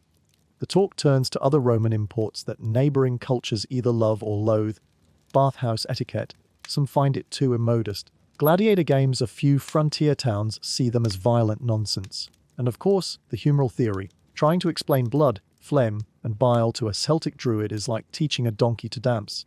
One trader quips, prompting another round of laughter. The donkey references, it seems, are never ending in this empire. Eventually someone wonders aloud, if donkey soup and crocodile dung can help with colds, what about snake oil from distant Asia? The wiry woman raises a brow. "We might have to wait until next year's caravan for that," she jokes. "Or maybe we'll just ship a few crates ourselves, label them Mystic Serpent Salve, and triple our profit." The line between genuine medical interest and opportunistic commerce is razor thin, and these travelers are well aware of it. A lull follows, broken only by the crackle of flames and the soft rustle of wind through the sparse trees. You realize that, while some provinces may scoff at the idea of crocodile-based cures, the cure's novelty still finds receptive pockets wherever Roman influence stretches. Perhaps a tribal chief is intrigued enough to buy a jar. Perhaps a merchant sells a pinch to an ailing dignitary who doesn't want to appear behind the times. Little by little, the remedy seeps into folk medicine. One trader stretches, yawning. "We head north in the morning," he announces, toward the Rhine. "We'll see if those Germanic tribes want to give it a try." He rubs his hands together, as though already counting the silver denarii. The idea of crocodile dung crossing rivers and forests to reach frostbitten frontier forts is almost surreal. Yet you can see it happening. Word of mouth is unstoppable, especially when it's spiced with exotic flair. The talk winds down, and the traders begin rolling out blankets to catch a few hours of sleep. You thank them for the insight, stepping away from the fire's glow. As you wander back toward the city gate, the sky is fully dark. Torchlight from the walls glints on your path, guiding you through the flickering gloom. You mull over how swiftly Romans themselves adopt new cures. sometimes with blind enthusiasm, sometimes with wry skepticism, and how these attitudes ripple outward, shaping the perceptions of neighboring peoples. It's both comedic and endearing that something so questionable could unite an empire in collective curiosity. Crossing back under the gate, you catch sight of a Roman guard stamping his feet against the chill. If he's caught a cold, you think wryly, maybe tomorrow a trader will offer him the crocodile honey special. If so, he'll have to decide whether to take the leap of faith or stick to the donkey liver approach. Either way, rumor will continue weaving its tapestry across continents, forging unlikely alliances and hilarious misunderstandings. You wrap your cloak tighter as you slip into the quiet streets, mind buzzing with images of distant tribes passing around small jars of pungent, honeyed powder. Rome's reach truly knows no bounds, and if a little crocodile dung can travel the empire in the name of health, well, who are we to argue with progress? The next evening finds you ambling through a quieter quarter of Rome, reflecting on the swirl of rumors and beliefs that have enshrouded this peculiar cold remedy. You've heard praise, skepticism, curiosity, and more than a fair share of jokes. A soft drizzle has begun, glossing the rooftops and making the lamplight shimmer against the wet cobblestones. Each step you take resonates with a low echo, as though the city itself has grown contemplative. It's a perfect setting for pondering the deeper truths behind what you've witnessed. Unraveling, if you will, the myths tangled around crocodile dung, donkey whiskers, and the many other outlandish cures. You come upon a modest building with an arched entrance and a small sign that reads, in faint lettering, Historia Vita, Knowledge for All. A passing neighbor informs you it's a private library and study hall, run by a retired scribe who once served the state archives. The thought of an evening spent poring over old scrolls and documents appeals to you. Perhaps there's something in those parchment piles that can shed light on whether this bizarre remedy truly has any shred of scientific basis. Or if it's just a comedic highlight reel for Roman gullibility. Stepping through the arched doorway, you find a cozy interior with dim lamps illuminating rows of wooden shelves. The smell of old papyrus, dust, and a faint whiff of melted candle wax greets you like a musty but welcoming hug. A lean, elderly man wearing a simple tunic glances up from behind a desk. He offers a polite nod, as though he's used to wanderers coming in search of obscure knowledge. When you mention you're looking into the weird crocodile honey remedy, he arches an eyebrow. So you've fallen down that rabbit hole, he says, voice tinged with amused resignation. Let's see what we can find in the stacks. He leads you through the maze of scrolls, occasionally pausing to pull out a likely candidate. Some are treatises on ancient Egyptian medical practices, others are Roman compilations of remedies from conquered lands. As you settle at a low wooden table, the scribe gently unrolls one scroll that seems especially promising. Its edges are brittle, and the script has faded in places. You squint at the neat rows of Latin text interspersed with Greek words. It's an old transcription from a Greek traveler in Egypt, the scribe explains. He recorded local cures, including some that used the excrement of various animals, crocodiles among them. Skimming the lines, you piece together references to how crocodile dung was occasionally applied topically for wounds. Perhaps the dryness or certain enzymes reduced infection, though that's speculation at best. Honey, on the other hand, was widely known for its antibacterial properties. One mainstream historical fact: honey was used to dress wounds and preserve foods across many ancient cultures. Combining these two ingredients in a medicinal formula might not be entirely random. Still, you can't help the comedic image floating through your mind, the trial and error involved in concluding. Yes, let's swirl him some reptile poop. The scribe chuckles at your expression, as though reading your thoughts. He unrolls another scroll, more fragmentary than the first. This is a partial text from an Egyptian physician named Chio M. Heb, or something close to that, he says, brushing a speck of dust away. It alludes to purging evil forces, with a mixture that includes excrement honey and various herbs. But is it the same formula we have here in Rome? Hard to say. The lines are incomplete, sentences trailing off into blanks. Historians still argue whether these references were more symbolic, using strong-smelling substances to ward off spirits, or if they genuinely believed in a physiological effect. The scribe remarks. You give a short laugh, imagining some poor patient in ancient Egypt thinking, well, if it smells this bad, it must work. Another comedic thought crosses your mind. Maybe the true reason it relieves congestion is that your nose simply goes on strike and stops noticing anything else. The scribe snorts, thoroughly amused. Apparently, even dusty library corners can host a sense of humor. The next scroll you open is a Roman compilation that lists dozens of outlandish remedies, each with a brief commentary from an anonymous critic who signs every page with a stylized hawk feather. For donkey whiskers, the commentator writes, "Utter rubbish, unless you fancy a mouthful of bristles." For donkey liver soup, a slightly softer stance might nourish you but cure. Unlikely. Then you get to the crocodile honey entry. The critic's note reads, "Curiously popular. Some claim real results, others call it a farce. Proceed with caution and a strong stomach." You can't resist a grin. Apparently, cynicism about bizarre cures is nothing new. The scribe sets a small clay lamp on the table, its glow dancing across the scroll's surface. He muses aloud. Romans have always merged rational medicine with older, superstitious elements. Even Galen wrote about certain folk practices he deemed nonsense. But occasionally, amid the nonsense, we find something that works. The question is which part of the crocodile honey mix is truly beneficial, if any. You nod, recalling how honey alone can soothe a sore throat. Perhaps the dung is just a flamboyant dash of exotic flair and an easy marketing hook for enterprising merchants. A younger researcher, maybe an apprentice to the scribe, wanders over, having overheard your conversation. With a mischievous smile, she suggests that the remedy's potency might rest in the mental belief it inspires, a powerful placebo effect, she calls it. The more outrageous the cure, the stronger the faith people place in it. It's a quirky or fringe tidbit that resonates. Humans love novelty. And if that novelty triggers hope, maybe the body responds. She mentions a friend who overcame a persistent cough after reciting a nightly incantation to her cat. It probably had more to do with time and rest. The researcher concedes, but who can say for sure? The hours slip away as you sift through references, stacking scrolls with mentions of dung-based cures, honey salves, or anything tangentially related. You find fleeting bits of logic. Some texts discuss how certain soils or excrement might contain trace minerals that, when dried, help counter bacterial growth. Others frame the mixture as purely magical, meant to repel evil spirits believed to cause respiratory illness.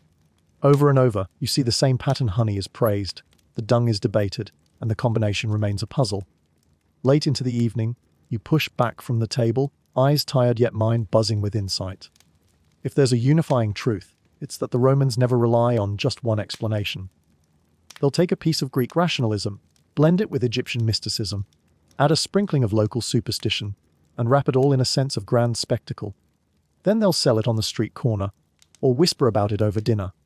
Even now, you're not entirely sure if the crocodile honey remedy boasts genuine medicinal properties or is simply a potent mashup of belief and hype. Maybe it's a bit of both. On the way out, the scribe and his apprentice walk you to the door. He thanks you for reminding him that these ancient scrolls aren't just dusty relics, they're living threads connecting human curiosity across centuries. With a smile, he jokes, "Next time you catch a cold, come see me. I'll brew you a fresh batch of reading material." You roll your eyes in good humor, imagining sipping on scrolls doesn't quite have the same effect as steam inhalation. But it's probably less pungent than donkey liver stew or crocodile dung. Stepping into the rainy night, you pull your cloak tight against the drizzle. Somehow, despite the gloom, there's a lightness in your step. Perhaps it's the realization that myths aren't always hollow nonsense. They often contain fragments of real knowledge and reflect deep human desires. Desires to conquer illness, to find certainty where none exists, to spin a good tale. In ancient Rome, all those desires swirl together in a vibrant tapestry of donkey bits, honey jars, incantations, and scholarly treatises. You stroll back toward your lodging, half tempted to poke your head into the nearest apothecary and see if they've refined the remedy yet. Maybe they've found a way to keep the honey's soothing properties without the more questionable components. Then again, that might rob the mixture of its mystique. And let's face it, the city thrives on a good story. Still, your investigations have granted you a better grasp on what might be at play. A collision of raw practicality, honey's healing, and pure spectacle, crocodile dung's outrageous novelty. In your heart, you suspect that's precisely the sort of fusion Rome adores. A donkey brays somewhere in the distance, punctuating your reflection with a comedic flourish. You chuckle softly, deciding there could be no better closing note. Rain or shine, myth or fact, the search for that elusive perfect remedy continues. You slip down a side lane, letting the soft patter of rainfall accompany your final musings. Tomorrow, the city will awake to more chatter, more jokes, more references to donkey whiskers and crocodile droppings. And as long as people sneeze, they'll keep unraveling, and at times re-raveling, the myths, hoping to snag a shred of truth that might banish the common cold for good. The next morning greets you with soft sunlight spilling through half-drawn shutters and the distant clink of pottery. A lazy hush envelops the city, hinting that it has not yet shaken off the night's slumber. You slip into the streets to see Rome in this fleeting gentleness, feeling an undercurrent of nostalgia wash over you. It strikes you that your time peeling back the layers of this odd, Roman cold remedy, part crocodile dung, part honey, part rumor, has come full circle. You've hovered in midnight alleys, watched hush experiments in lantern-lit courtyards and witnessed comedic spats under the noonday sun. And through it all, you've glimpsed the essence of Rome, a vast tapestry of contradictions, where logic tangles with law, and grand architecture shelters everyday hopes and fears. As you pass a wall plastered with faded notices, you spot a fresh poster scrawled with neat letters. "Hailed by the honeyed beast!" Ask at the forum. Someone has apparently coined a catchy nickname for that bizarre concoction. The honeyed beast, presumably referencing the crocodile. You let out a soft laugh, imagining how easily the city's love for catchy slogans can transform even the most outlandish cure into a household phrase. You pause, remembering a mainstream historical fact: the Romans' adept use of public notices and slogans extended from political propaganda to commercial announcements, so it's no surprise that medical trends also find their way onto these peeling walls. Before long, your wanderings lead you around a bend, where you catch sight of an older man hunched over a small table near his doorway, scribbling furiously. He glances up and beckons you closer, a crooked smile on his face. "I'm documenting stories of the honeyed beast," he says, tapping his stylus on a wax tablet. "Some folks here claim it works wonders. Others found it worthless. I plan to record both sides." You realize he's compiling a local record, an informal chronicle, capturing the city's divided opinion on this remedy. Historians still argue whether these ephemeral tablets ever made it into official archives, but for now, this man is shaping a version of history all his own. He nudges a small basket of figs in your direction, inviting you to sit while he regales you with the latest gossip. In a gentle voice, he recounts how a senator's daughter supposedly overcame her nagging cough after just 2 doses.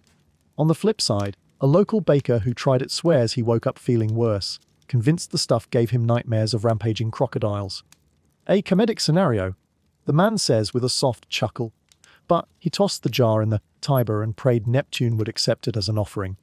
As you linger, you realize that beyond the comedic extremes, the remedy has become a symbol, stand-in for Rome's insatiable quest to tame the unknown. Quirky or fringe tidbit, indeed. This city, flush with artistic triumphs and engineering marvels, also harbors a timeless hunger for the miraculous. Whether it's the rumor of donkey whiskers or the slight possibility that crocodile dung might hold medicinal secrets, Romans can't resist trying to tip the balance of fate in their favor.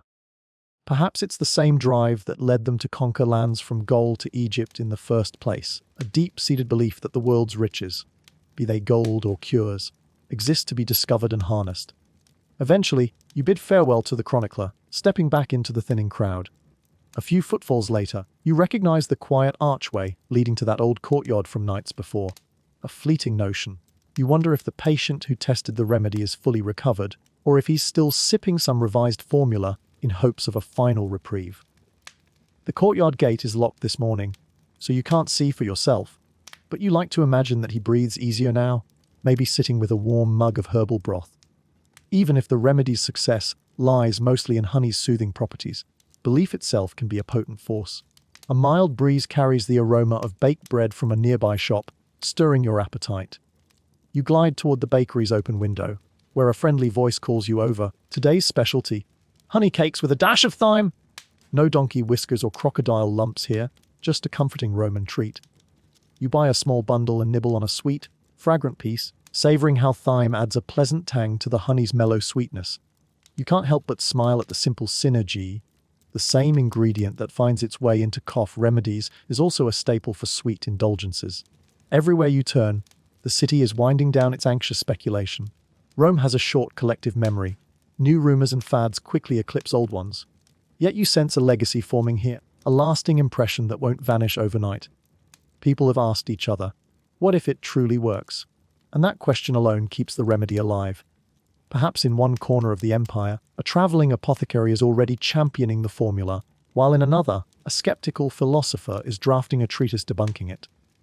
Thus does Rome's grand conversation roll on, never concluding but always evolving. As you cross a small footbridge over a canal, you pause to watch carp lazily weave through the water. A donkey, trotting along the bank with a pair of clay water jugs, brays in protest at its owner's urging. The donkey stands, an unintentional symbol, reminding you how easily the everyday beast finds its place in Roman cures. You give the donkey a respectful nod, thinking of how comedic it is that something so humble can share a stage with exotic reptiles in the city's medical folklore. You climb a gentle incline toward a row of cypress trees, enjoying the hush that falls as you leave the busiest streets behind. The city's hum recedes into a soft murmur, and you reflect on the twisted threads of this entire journey: the comedic donkey, liver broths, the incantations in lamplit courtyards, the fervent debates among scholars, the traveling merchants hawking jars of questionable contents, and the unstoppable swirl of rumor feeding Rome's imagination. This place, you realize, is a testament to how human curiosity refuses to be tamed, constantly colliding with faith, science, commerce, and hope. By the time you reach a quiet overlook, the sun sits low on the horizon. Terracotta rooftops glow with warm light, and the Tiber sparkles like a silver ribbon meandering through the city's heart. From up here, Rome looks peaceful, a grand ancient creature at rest, breathing gently in the late afternoon calm. You close your eyes, letting the hush drape over you. It's a fitting final moment, a reminder that even in a city brimming with bustle and drama, stillness can be found. The cure, the rumors, the comedic asides, all fade into the broader tapestry of life, as ephemeral yet significant as a single day's turn from dawn to dusk. Somewhere below, a donkey brays again, and you stifle a laugh. Good old donkey, you think. Good old Rome, with its brilliant aqueducts and donkey liver soups. With a gentle sigh, you let the last rays of sunlight warm your face, grateful to have glimpsed so many corners of this empire's daily life. Even if the crocodile remedy never becomes the ultimate cure, its story endures. A testament to Rome's boundless thirst for discovery. And as the shadows lengthen, you step away from the overlook, letting the city cradle you in its timeless lull. The day mellows into evening, and your body seems to float on a wave of contentment. All around you, the soft hush of dusk settles in. Lamplight begins to glow through windows, and a gentle breeze stirs the tops of tall cypress trees. You walk slowly, each step quieter than the last, as if Rome itself is whispering goodnight. The sky fades into purple and deep blue, and the silhouettes of rooftops form a serene skyline. One by one, voices soften, footsteps recede, and the city's heartbeat grows gentler. Can you feel your own breath slowing? Each inhale feels just a bit deeper, and each exhale releases the weight of the day.